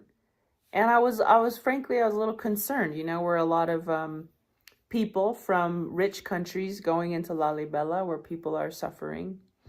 We're going in and we're leaving, you know, like, what are we doing? How are we helping? And I think it was a really powerful thing when we all got together in the airport and prayed for the people, for the rains to come. You know, they were having a drought, for, you know, just whatever their hearts desired. And who knows what the people needed in Lalibela at that time, but just wanting to pray for them. And I think that's probably the most memorable memory I have. I'm also really grateful that I met relatives from Thailand who are not Thai, but are actually from the Gazignong community, or the Karen nation. And I was grateful to learn of them, because as Native American people, a lot of our tribes, if you translate the name, it means the people. And one of my elders once told me, your people are all people who call themselves the people, which I thought was cool. I was like, okay, so I got to help all Native nations around the US and Canada and Mexico, because a lot of us are called the people. But then when I met the Gazignong people in Ethiopia with Unity Earth, the brother told me, he said, I said, well, what does Gazignong mean? He said, it means the people. And it was a really important moment for me, because it blew open my horizons of like, no, you're not just going to serve Native people in the US, you're going to serve Native people worldwide. And it started to seed this consciousness within me of global indigeneity. And it started to broaden the boundaries around which I defined who is indigenous. And this brother from Thailand, he said, you know, when I was a little boy, the Thai kingdom would come into our villages and they would force us to speak Thai. And they wouldn't let us use the bathroom unless we asked in Thai.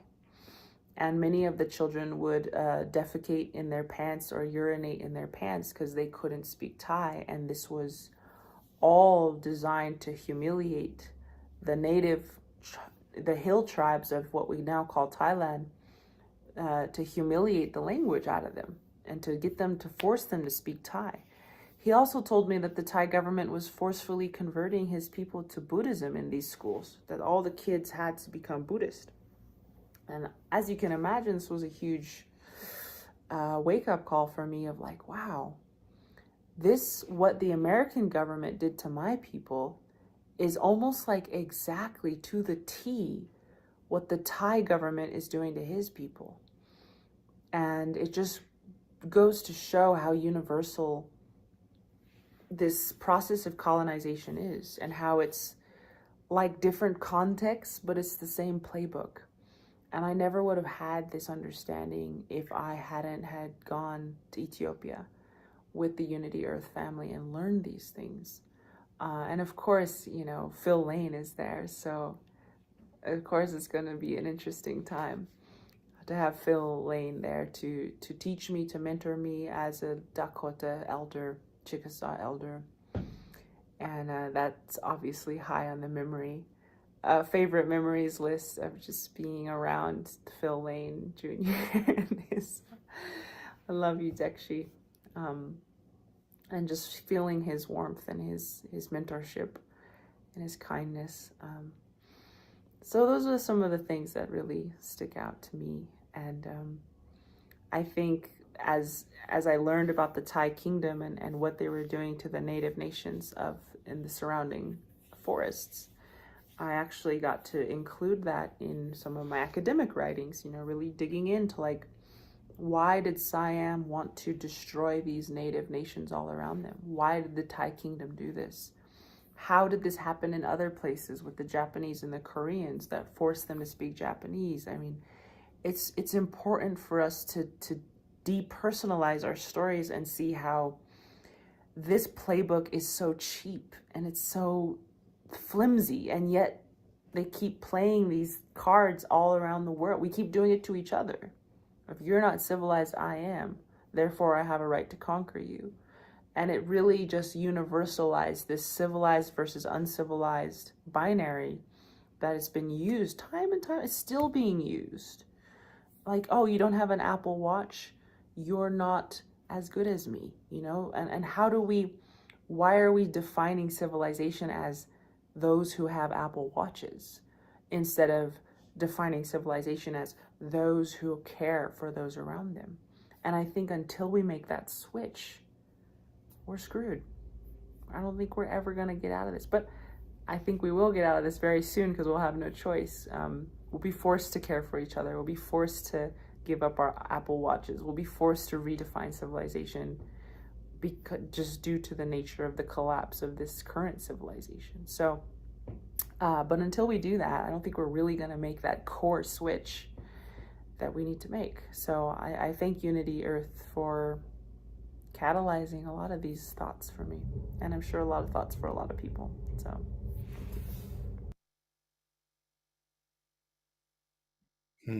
Beautiful. Beautiful, sister.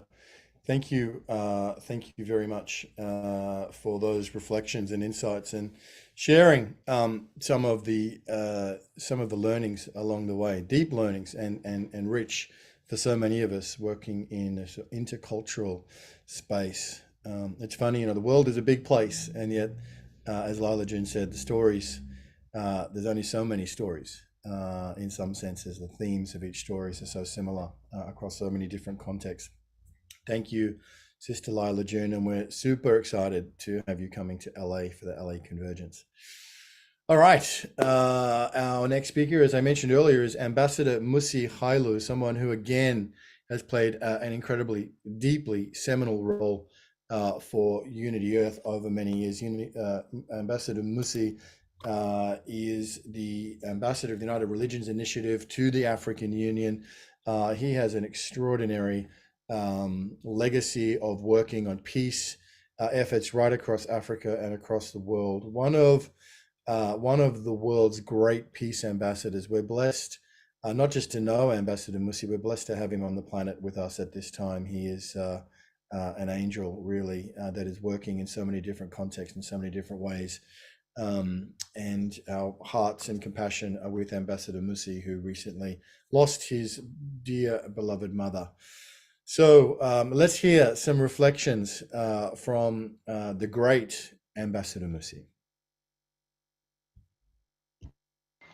Dear brothers and sisters, on behalf of United Religions Initiative, I present you greetings of peace and blessings. It is my great pleasure and honor to join you for the celebration of the World Interfaith Harmony Week. As you may know, the General Assembly of the United Nations adopted a resolution in 2010 and proclaimed every year the first week of February to be celebrated and commemorated as World Interfaith Harmony Week. In proclaiming this observance, the United Nations General Assembly encourages all of us to use the first week of February to spread the message of interfaith harmony and goodwill in the world's church, mosque, synagogue, temple, and other places of worship, based on love of God and love of one's neighbor, or on love of the good and love of one's neighbor, each according to their own religious tradition or convictions.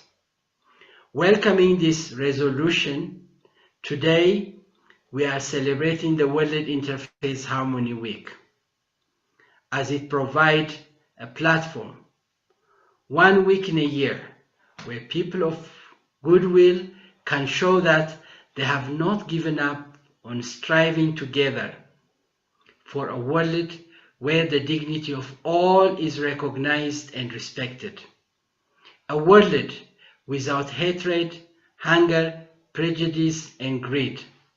A world where peace and justice might regain amongst us, regardless of our race or religion, color or culture. A world where noble sentiments do not remain as just sweet words, but give rise to a moral force and energy that ignites all that's good in the soul of humankind. Interfaith Harmony Week reminds us of the vision of a world in which our differences are seen not as the barriers to peace, but essential resource for weaving together the fabric of our common humanity. World Interfaith Harmony Week is an opportunity to focus global attention on the efforts of religious leaders, interfaith movements, and individuals around the world to promote mutual respect and understanding between followers of different faiths and beliefs. This week will also allow for the whole of humanity to recognize the richness of our diversity and to appreciate more deeply that the common values we hold far outweigh the differences. My sisters and brothers, on this Interfaith Harmony Week, may the power of our convictions infuse purpose into our actions, that we may be part of extending the reality of peace, mutual respect, human dignity, compassion, healing, and social justice to all the peoples of this precious planet. And may our gathering be filled with deep connection to one another and to this great movement towards peace, justice, healing, reconciliation, Indigenous peoples' rights, preservation of the environment, and human dignity. Dear sisters and brothers, for so many years, our world is characterized by nightmares rather than dreams, discord rather than harmony. There is too much suffering. There is so much war, poverty, disease, displacement, environmental degradation, violence against women and children, in too many places, inequality, injustice, political instability. And yet, into the terror of this nightmare, come your voice, the voice of grassroots, the voice of spiritual people of all faiths, speaking and singing words of compassion and hope, forgiveness and love. Moral people who can imagine a world with no poverty, no hunger, accessible health care, quality education, gender equality, clean water, a world where the vision of peace and justice is no longer a distant dream, but a reality in the life of our children and children's children. Respect for diversity and peaceful dialogue are essential if the human family is to cooperate globally to face shared threats and seize common opportunities. Therefore, it is very important for states, religious leaders, elders, civil society, musicians, artists, and people from different walks of life to work together in partnership to build trust among communities and individuals based on the teaching of the Golden Rule, which says, treat others the way you want to be treated. Let us be the embodiment of the teaching of the Golden Rule and live and act accordingly. Let us be the positive change we want to see in the world. May peace prevail in our mind. May peace prevail in our heart. May peace prevail in our family.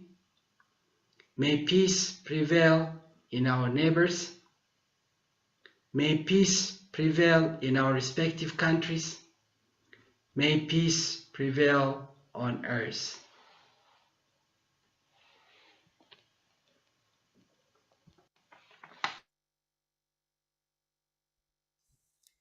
May peace prevail on earth. Thank you, Ambassador Musi, for those beautiful reflections and your prayers. Thank you.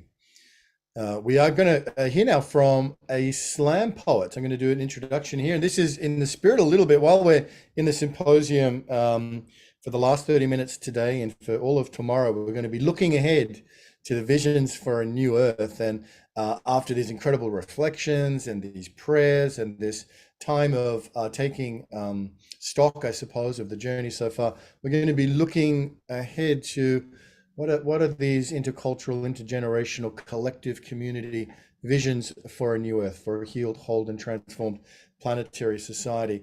But in doing that, of course, we also need to be real about where we are. And I think you heard that from some of what Lila June was sharing, and certainly from some of Ambassador Musi's introduction.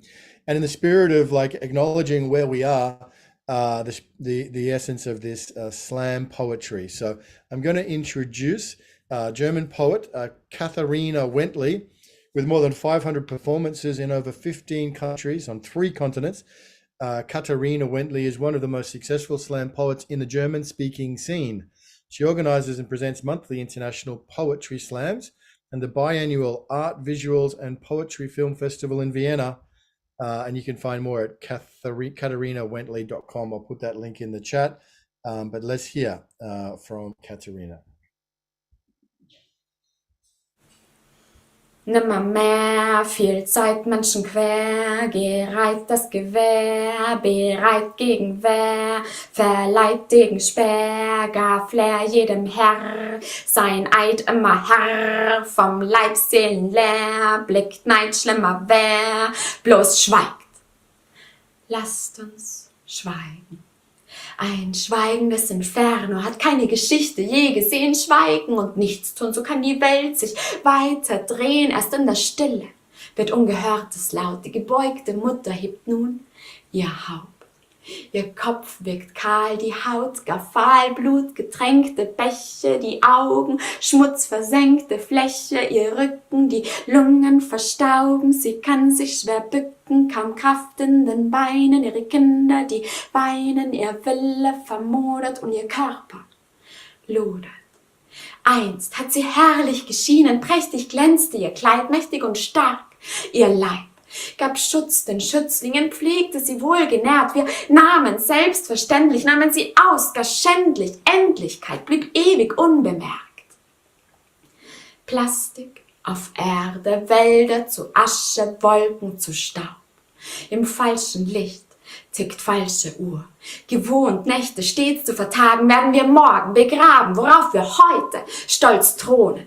Stürzen wir die Monarchie der Natur, entreißen wir Bäumen ihre Kronen. Im Wahn des Menschenstrebens, Traum zerstören wir unseren Lebensraum. Im Grunde bleiben wir eine Runde eingebildeter Affen, die einander geizend begaffen, auf Frieden pfeifen und anstatt zu Friedenspfeifen gleich zu Waffen greifen. Wir führen Ameisenkriege, manipulieren Wahlsiege, für Machtaufstiege, bedrohen uns mit Macheten wegen diesem oder jenem Propheten. Wir sind der Krebs des Planeten, schimmeln nicht nur an Kanten und Ecken, nicht auszuradierende Flecken, die Seuche schlechthin. Homo sapiens, der Affe, der denkt und spricht, der Feuer benutzt als Licht, der sicher hebt, der aufrecht geht, der nach Großem strebt, der im Weltall schwebt, der für sich nur lebt, der das Ende prägt. Homo sapiens, verbissen, gerissen, vernünftig, doch ohne Gewissen, nicht künftig. Doch taubstumm sollen wir nicht bleiben.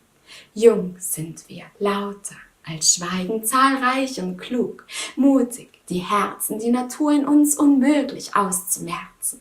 Nicht länger können wir untätig warten. Verantwortung ist eine Antwort auf eigene Taten. Ein Planet, unser aller Reservoir, jeder Körper, Memoir, Atem, als Fundament Handeln, als Testament der Zukunft. Wir sind die Zunft, ohne Wahl, ihr habt's verhunzt, ihr sagt's egal, nun heißt's Kunst, gegen Stahl, Vernunft, der Moral, ein Uns für ein All.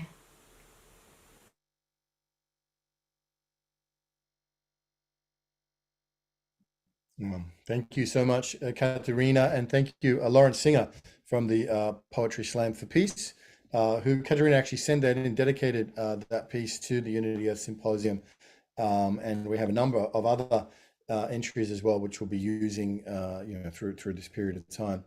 Thank you, Lawrence. Thank you, Katharina, for that.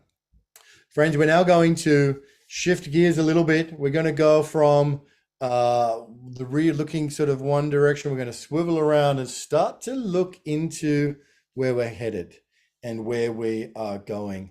The spirit of this symposium, really, Visions for a New Earth, is all about harvesting and hearing the many different perspectives of where we could be, how we could be, what it looks like in a healed, whole, transformed planetary society in harmony with all of life. And our very first presenter, so we're getting a head start on tomorrow, and it is amazing vision around education and the incredible inspiration from Indigenous wisdom and also other sources for the future of education, what education could look like in the new earth. And it's from Professor Peter Blaise Corcoran.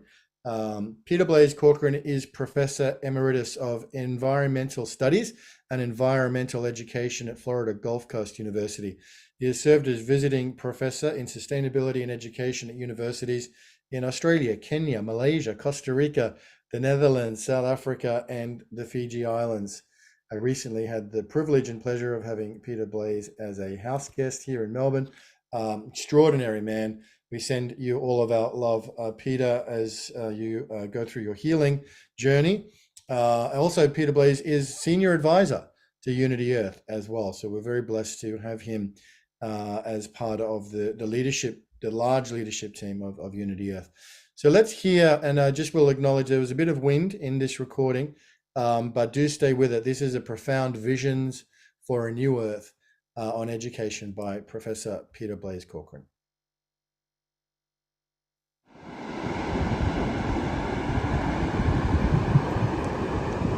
Good evening, good morning, wherever you are on this good earth. I speak to you today from Wilson's Promontory in what is now Gippsland, Victoria, on the south coast of Australia. And I acknowledge past, present, and emerging leaders of this Aboriginal Bunurong country. I've been privileged to spend the last 3 months as a professor of environmental and sustainability education. And it is education of which I wish to speak today. My question has been, what kind and quality of education supports the prophetic imagination needed to fulfill a vision of a new earth. My own view is that much of what characterizes the old earth is just fine. I think of my remarks as a modest new vision for our old earth. I begin with Indigenous wisdom. In spite of the devastating effects of global colonialism, many Indigenous peoples have successfully kept their ancestral practices, cosmologies, and philosophies. These ancient bases of wisdom are collectively known as life originating principles.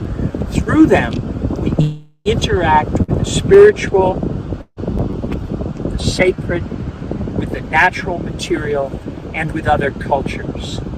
These life originating principles have great value as we imagine education for a new earth. Here, on this continent, we have the oldest continuous expressions of human spirituality.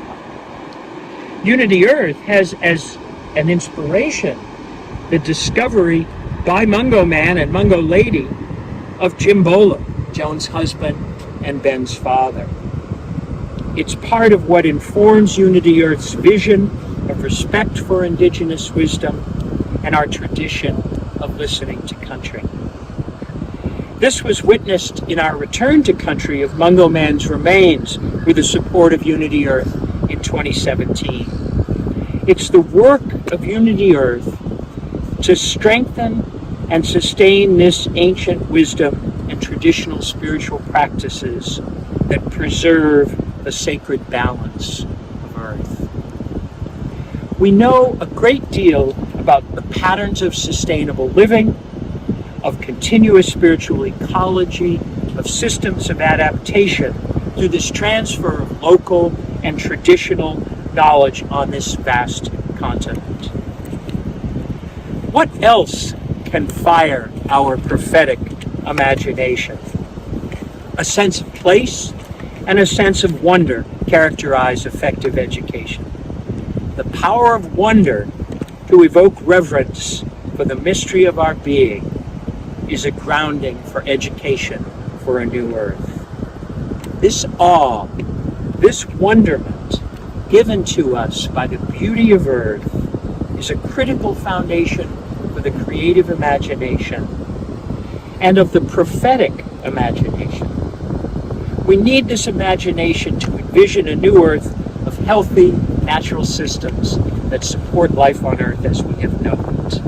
Wonder energizes, informs, and inspires us, and it embeds us in the world. Part of education for a new earth is setting the cosmological context in which learning takes place. We belong to a larger universe. If we take this as a tenet of education, we can shift the learner's view from the individual to the larger living earth. And in this way, we can teach universal responsibility, and we can teach larger circles of identity and relationship. Understanding one's place in the vast evolving universe is inspiring. Education in this context of continuous regeneration of creation is life affirming. In this project of developing a philosophy and pedagogy for education for a new earth, I valorize the deep ethical discourse that underpins the Earth Charter. Although it's not written explicitly for education, but rather as an ethical framework for an interconnected, ecologically sustainable future, the Earth Charter reminds us that fundamental changes are needed in our values, institutions, and ways of living. I want to recognize that these ideals of democracy and nonviolence and peace, social economic justice, ecological integrity are maybe not achievable, but they are like stars that help us navigate our journey, and we need such a vision.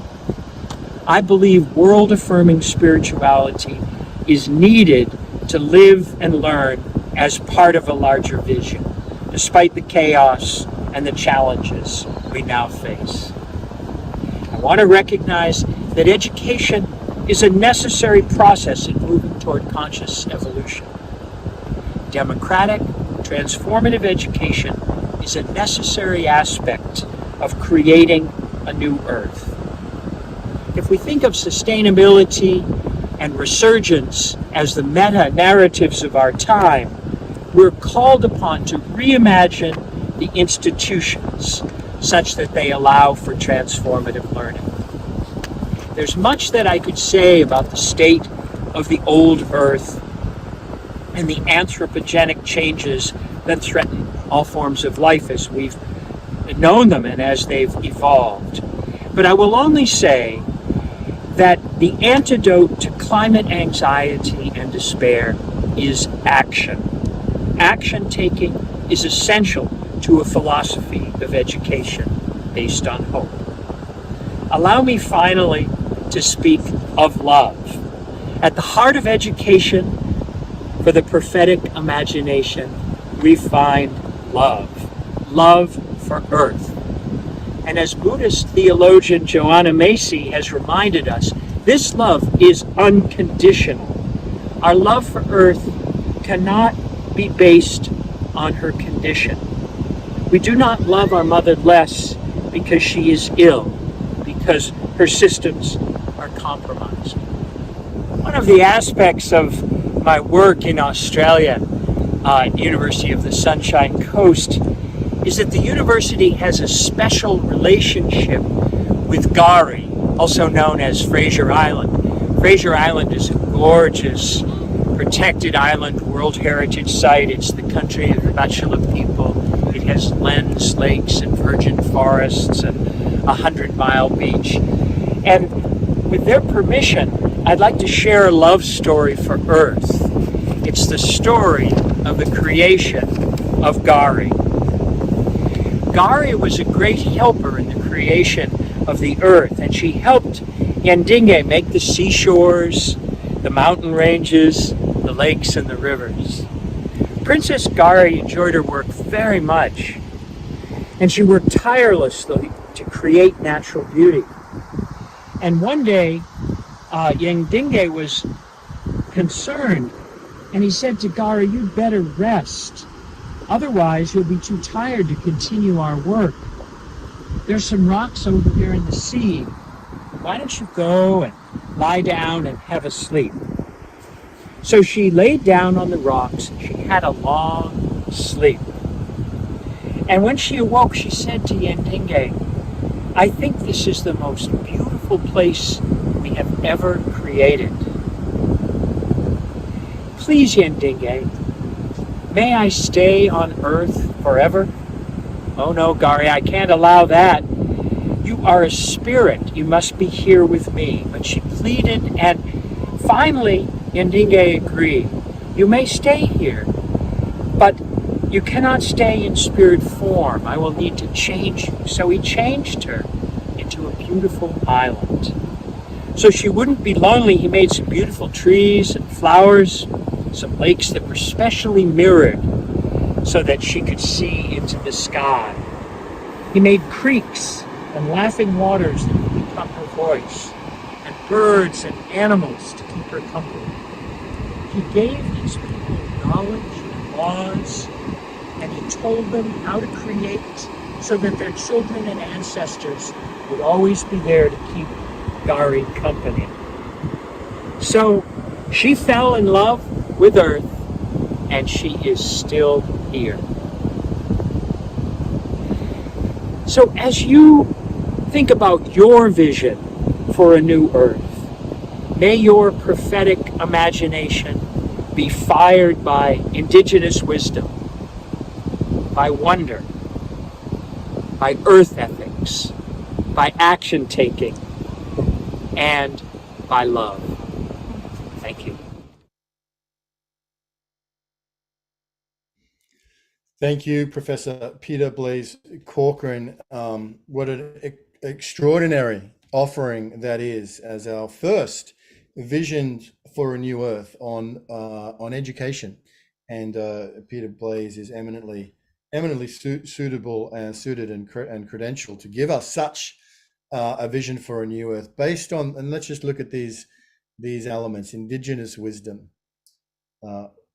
wonder, earth ethics, action taking, and love. I feel like that is a profound basis for visions for a new earth and for education, what it could be, what it can be. And as Peter Blaise has invited us to fire our prophetic imagination, what a perfect turning from our moment of reflection to a moment of envisioning, of dreaming, of firing our prophetic imagination. We'll talk more tomorrow about the origins of this spirit of a new earth, going back to the prophet Isaiah, beloved prophet by millions and billions around the world. And we'll talk a little more about his original vision of new heavens and a new earth, and all the different ways it's been used over 3 millennia until now, until we get to meet it in our own way individually. But I think this is an extraordinary opportunity to fire our prophetic imagination together collectively. Thank you, Peter Blaise, for helping us begin that process of envisioning a new earth and what it could mean for education. And I think anybody, when you seriously think about transformation of society, of culture, and societies, all of the forms that need to be transformed, I think we have to come back to education as a critical tool of that transformation. It really is the beginning and the end of how we change culture is at the coalface of education. So thank you so much, Peter Blaise Corcoran. My friends, we're now going to have something extremely special. There's magic in the air. There is magic in the air. We've heard a little bit about some of the magic, some of the magic from Pato, and some of the magic from Kristen, and some of the magic we shared over these years, Irina and John and Summer, and so many moments truly of totally rational, powerful, spiritual, beautiful, wonder, full experiences filled with love.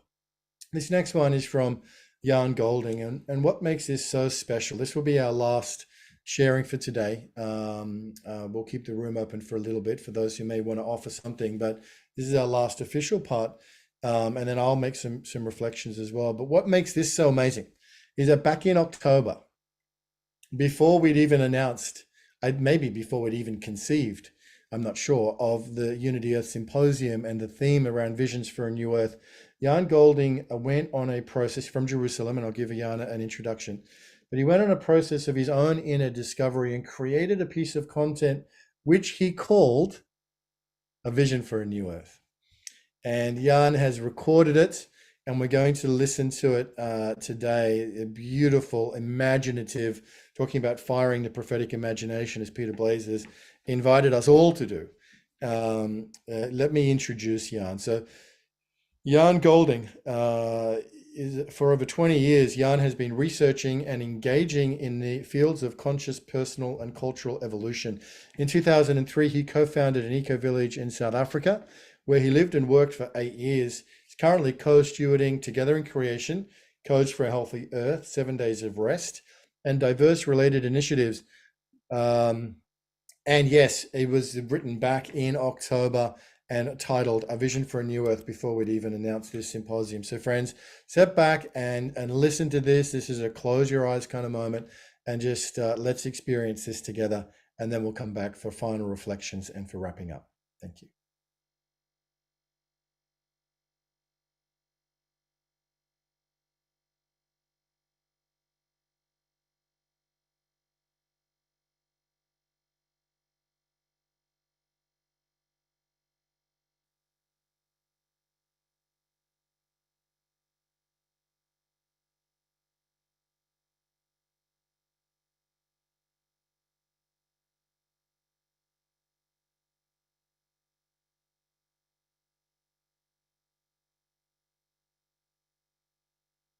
a vision for a new earth.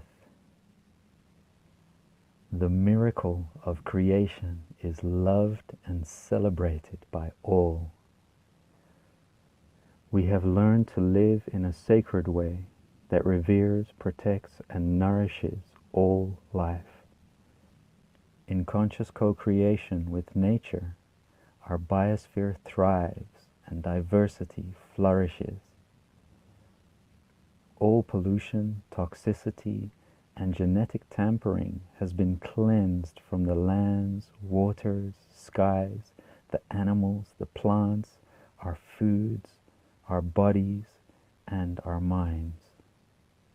Lush forests providing abundant food for all the earth's creatures cover much of the land. Deserts have almost disappeared completely.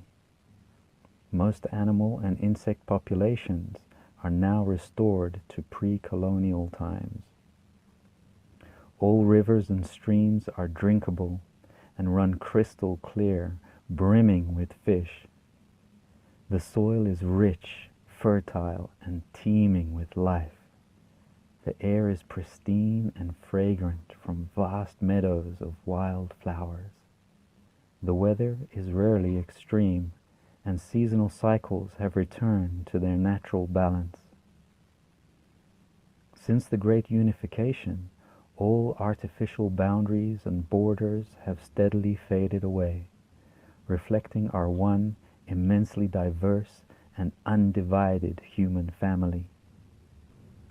All forms of violence, oppression, poverty, hunger, and divisions of color, belief, gender, and status have dissolved into memory. Through ancient and evolutionary therapies and healing practices, we have healed from our personal and collective traumas and addictions and released them in sacred ceremonies around the world. Coupled with the renaissance of natural medicines, vitalizing foods, and a toxin-free environment, our health flourishes and disease is rare and short-lived. Our longevity has almost doubled as our vitality and expanding consciousness continue to invigorate each other. At the same time, our population numbers are intentionally and naturally maintained to ensure optimal harmony with all of life. We have humbled ourselves to the infinite ways of communing with the divine essence of existence. We honor the many paths and practices that support each of our unique journeys into an ever more embodied experience and expression of love. We have learned to communicate deeply with animals, trees, elementals, and many more visible and invisible manifestations of life. All children are safe from human harm and supported in their fullest blossoming. All elders are cherished as active wisdom keepers in every community. Rites of passage from conscious conception to natural birthing to adolescence to lifetime celebrations and conscious dying are held in sacred ritual as couples, families, and communities. From childhood, every human being is supported to discover and manifest their unique passions, purpose, and potential. As a synergistic society, we are naturally guided through our ever-changing roles within the whole, contributing to the flourishing of all life with ever-evolving ease and grace. Most people have chosen to live in clusters of nearby villages that are thoughtfully integrated into the natural environment. The remaining cities, unrecognizable from what they once were, are filled with bicycle paths and walkways meandering through fruit and flowering trees and shrubs, interweaving neighborhoods, community gardens, parks, swimming ponds and lakes, and a myriad of communal spaces for socializing and fun-filled activities. As bioregions of mutually nourishing networks of communities, villages, and cities, we self-organize to ensure everyone's core needs are met in harmony with the whole. Our social systems function as living systems, ensuring the most vitalizing flow of energy and information throughout society and the biosphere. Money and the accumulation of material possessions have become meaningless in a culture of caring, sharing, and responsible abundance.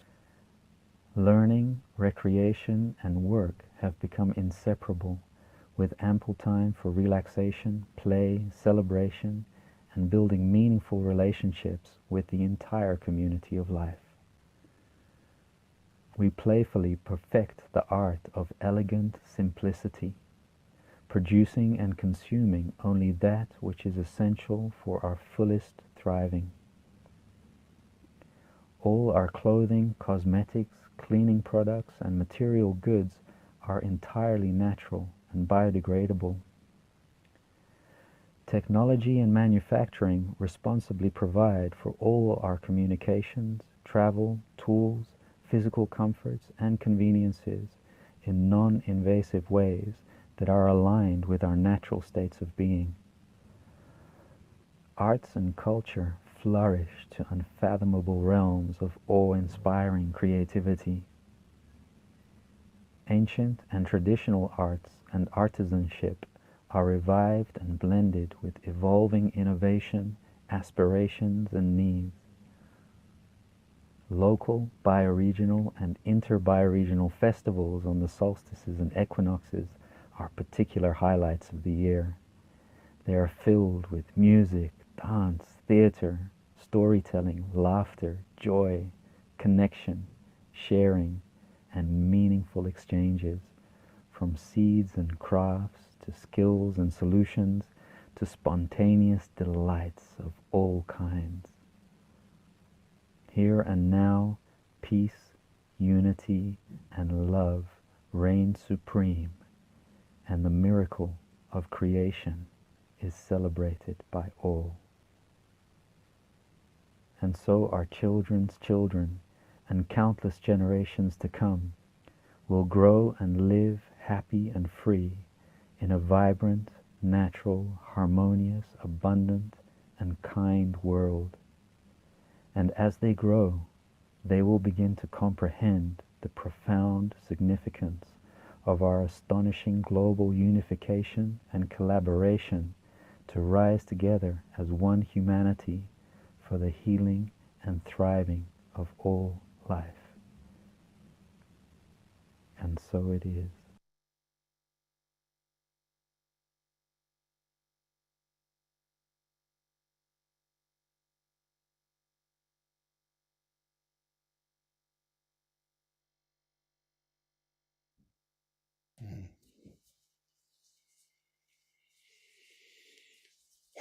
Thank you. Thank you. Thank you, Jan Golding. Wasn't that beautiful? Exquisite vision of of a new earth.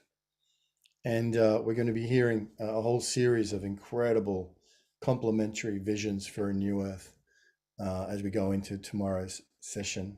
But that really is extraordinary in the sense that Jan had created that back in October before we'd launched this symposium. I didn't know about it until about a week ago that he shared it with me. I said, oh, we've got to get this into the symposium somehow. So thank you, Jan, for quickly getting that recording done. Beautiful. What a beautiful vision for the way the earth could be in harmony with all of life. I mean, it just sounds magnificent. It sounds like the planet that's depicted in Avatar before the baddies turn up, just that beautiful harmony of all things and between all beings. So thank you, friends. Just in taking a few moments, I suppose, to reflect on the Unity Earth journey until now. And as we close today, again, deep gratitude and thank you to everybody who's been with us. Your presence, I see you, Patricia Ann Davis. Thank you for being with us.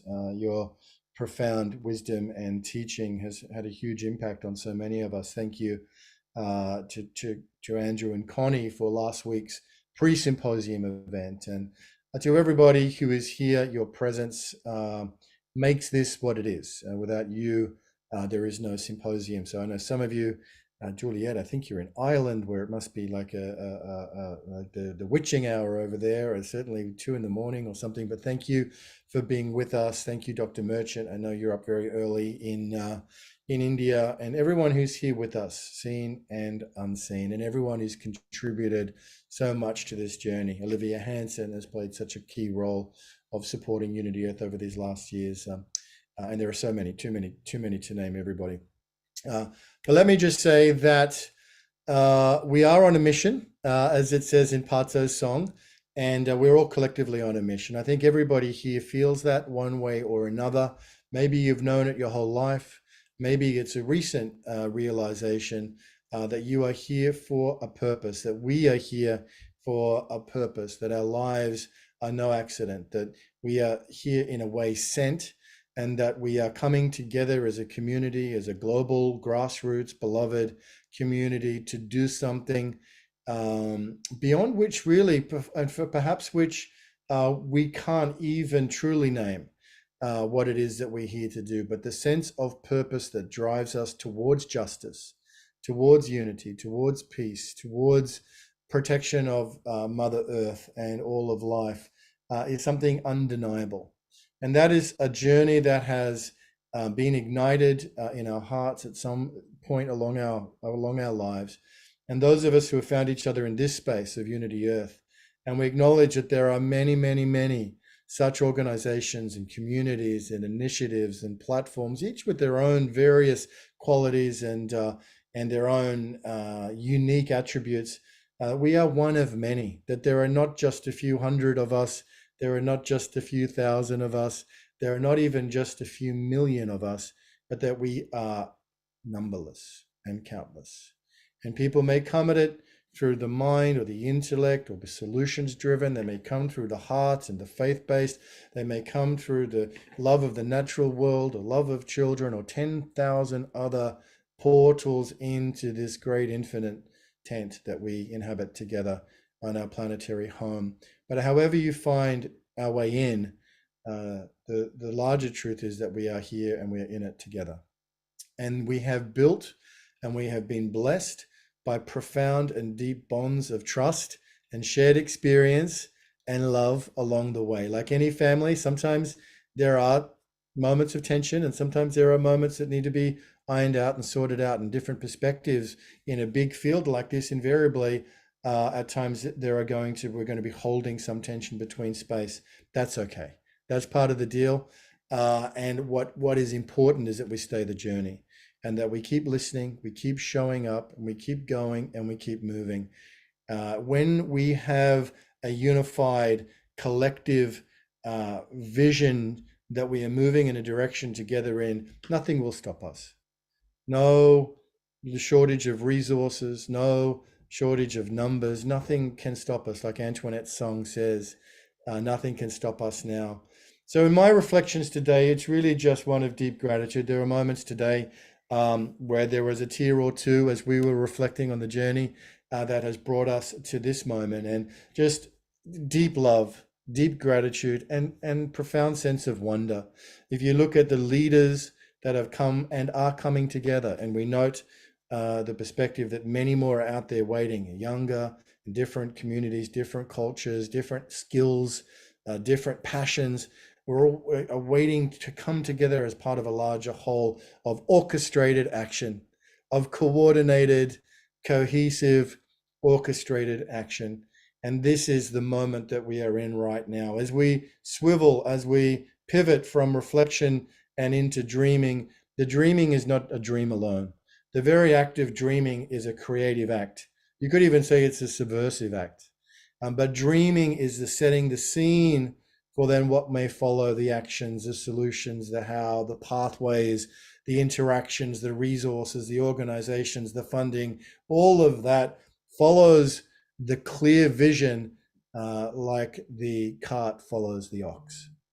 So it is my tremendous joy to be here as we close day one of the symposium with much gratitude and deep bows to Yanni and to Victoria and to Irina.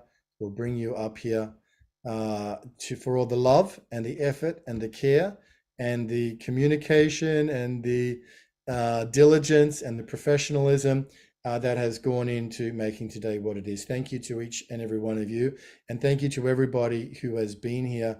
We will have a few moments for reflection if anybody feels they'd like to share or say something, just for the next 10 minutes or so. But what a moment as we reflect on 5 years, 10 years, and as we begin to look ahead to what our collective visions for a new earth may hold tomorrow. Tomorrow, 5 p.m. Eastern time. Please don't miss it. Share this link with your friends. It's going to be an historic convening tomorrow on day 2 of the Unity Earth Symposium. We have got a galaxy of stars lined up to share their dreams with you and visions with you for a new earth. So please make sure not only do you come back tomorrow, but share this and bring others with you. Victoria, I'd love to hear from you. Anything as we reflect, as we close today, what's in your heart in this moment? Well, in this moment, I really feel that everything we're dreaming of is happening. I feel it's happening right here, right now, in all the little squares in this little spot here. But we're not local, so I think that what we're envisioning it's like there. We just have to see it. We have to recognize that it is actually happening right in front of us, because that's how I feel right now. I feel like it is happening in front of us. Amen, amen, amen. And Yanni Maniatis, such a beautiful session today, those incredible interfaith prayers. We are so richly blessed by the global spiritual leaders that participated in today's event. What are your reflections as we close day 1, Yanni? It is such a pleasure to be with everyone here. And just very briefly, I once had an experience as a teenager where an energy came to me, call it whatever you wish, Christ energy, and said, do you know that all I came here to do is create a story that we could all follow. And it was a love story. And so do you want to join me in kind of creating a love story? And so since I've been a teenager, it's been gravitating to people who also want to do that, who also want to just add to that story, and then to live that story, and to share that story and pass it on. So that's why I'm here, and very grateful to be here with all of you. That's beautiful. It's a love story, indeed. Indeed, indeed. Irina, what about for you as we close day 1? I agree with Victoria, and many of you have been saying the same thing in the chat. New Earth is here.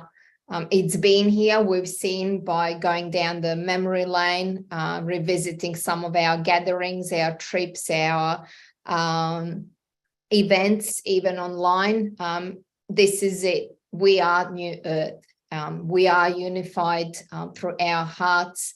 New Earth may not be televised just as yet, but it does exist. It's here. We are it.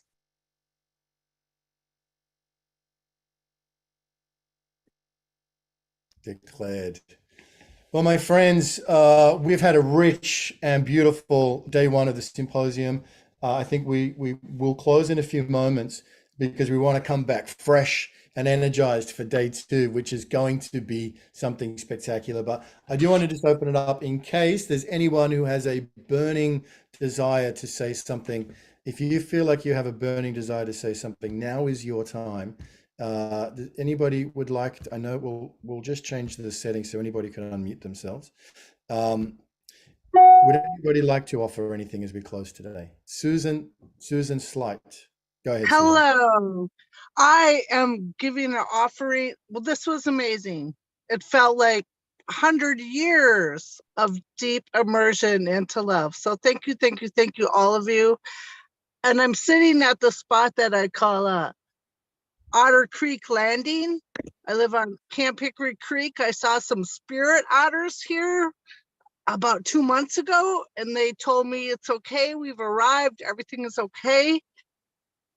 And I am working on restoring my Hickory Creek and the land around me, and you just got to do whatever you're called to do. And I love you guys all so much, and this was absolutely incredible, and we have arrived, you guys. This is really good. So thank you for letting me speak. I love you all. Thank you, Susan, and greetings to the otters. We have arrived. Thank you, thank you. We've got Trevor, and then I think we're going to hear from Sarah Trott, and then we might have time for one more after that. Go ahead, Trevor. Yes, I'd like to offer my thank you to Arena. It's been a fantastic journey.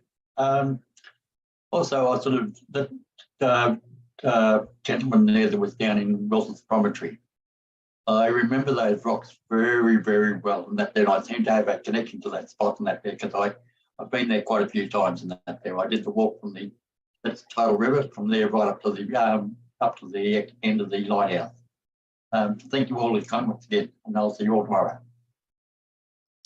Amazing, amazing. Thanks for saying that, Trevor. It's a very special place. It's a very, very special place, and I had the privilege of taking Peter Blaze down there a few weeks ago. Powerful energy of those Gondwana land rocks at Whiskey Bay. Very good. Thank you so much. All right. So Sarah Troy, you had your hand up as well? Yes, I did. Thank you. I apologize I was here late because unfortunately I was interviewing someone and I'm unable to be here tomorrow. But this is my platform, interviewing people like you guys that are a part of the solution in creating this new earth. It's not going to happen on its own, although the consciousness is rising and people are realizing that change is needed, but it's coming together as a chorus to understand that we are the solution, we are the creators, and only in our own divine strength can we actually change the tide. More and more people are wanting this, more and more people are waking up to it. I have the honor of interviewing many of those people, and anybody here that is on this path with beautiful solutions, I'll be delighted to interview you, because the more we get it out there, the more we make it more of the norm. And I hope to be back here when you do this again. Wonderful. Well, thank you, Sarah. So maybe the New Earth will be televised very soon, Irina, through Sarah and many others. But Sarah, thanks for sharing that. We look forward to connecting with you. And yes, the proclamation and the media and the visibility of the message. There are so many incredible aligned, powerful initiatives that are coming forward in 2023. There's the emergence of the Hollow Movement itself, and the Igniting the Hollow Movement event in Sedona just next month. There's a lot of good news to share.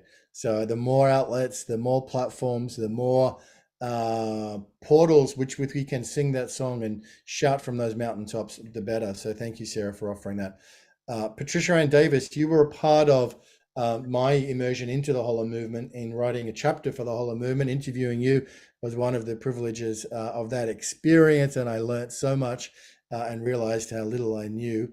I guess that's part of education, is learning how little you know. But Patricia, thanks for being with us. You've got something you'd like to share. Thank you, Ben, and thank you everyone for contributing and sharing your genius gifts. 2 words in the language, in a spiritual esoteric language, 2 words for creating a new earth and building beloved community by peacemaking, which is just ille and sahakes. It's so profoundly beautiful to say the miracle power of my spiritual thinking to co-create with Creator and within creation, using my power within me to have power with others. That's how I could best say it. The other one is Nanish Shil Ille. Again, that is the miracle power of the work that I do, that I put into action. And that's all it takes. So those are the description of those 2 words that I offer to all of you at the end of the day today. Thank you. Magnificent. Thank you, Patricia Ann Davis. Thank you for your wisdom and your leadership and your profound teaching and insight and your clarity. It's a great gift for us all. Thank you for sharing that at the end of day one. Well, friends, we're going to close. Thank you for everybody who's been with us. And to do the final prayer of day one, I've asked Reverend Deborah Moldo to come forward. Deborah is a vision keeper for Unity Earth and a vision holder for Unity Earth, so as well as having a profound prophetic imagination. So who better, Deborah, than you to help us close day one of the symposium? Thank you, Ben and Irina and Victoria and Yanni and all of you who have created this magnificent program. When I saw that this was going to be 3.5 hours, I thought, really? Are we going to want to sit for 3.5 hours and listen to one another? But what we've been doing together as a community is we have been bathing in the energies of transformation, in the prayers, in the extraordinary music and poetry. And oh my goodness, Jan's vision that is lifting us into the energies of tomorrow, literally tomorrow for tomorrow's symposium, and also the greater tomorrow, the possibilities of a new earth for all humanity and all life. So let's just take a moment together and breathe it in. Breathe it in. Breathe in the frequencies of the new that we are co-creating together. None of us can do it alone, and who would want to? But we've seen the journey that we've been on with Unity Earth, and everybody on this call and everybody watching on Facebook or wherever you are in the world. You've come onto that caravan of unity at your stop, bringing your gifts and your energies to this extraordinary moment when humanity takes the next step into a vision of love and unity for all beings. So blessings to this beautiful community, and may each one of you, all of us, be empowered by one another, by the way we can uplift one another, and by the greater powers that hold us, that are inspiring us to take this evolutionary leap as one.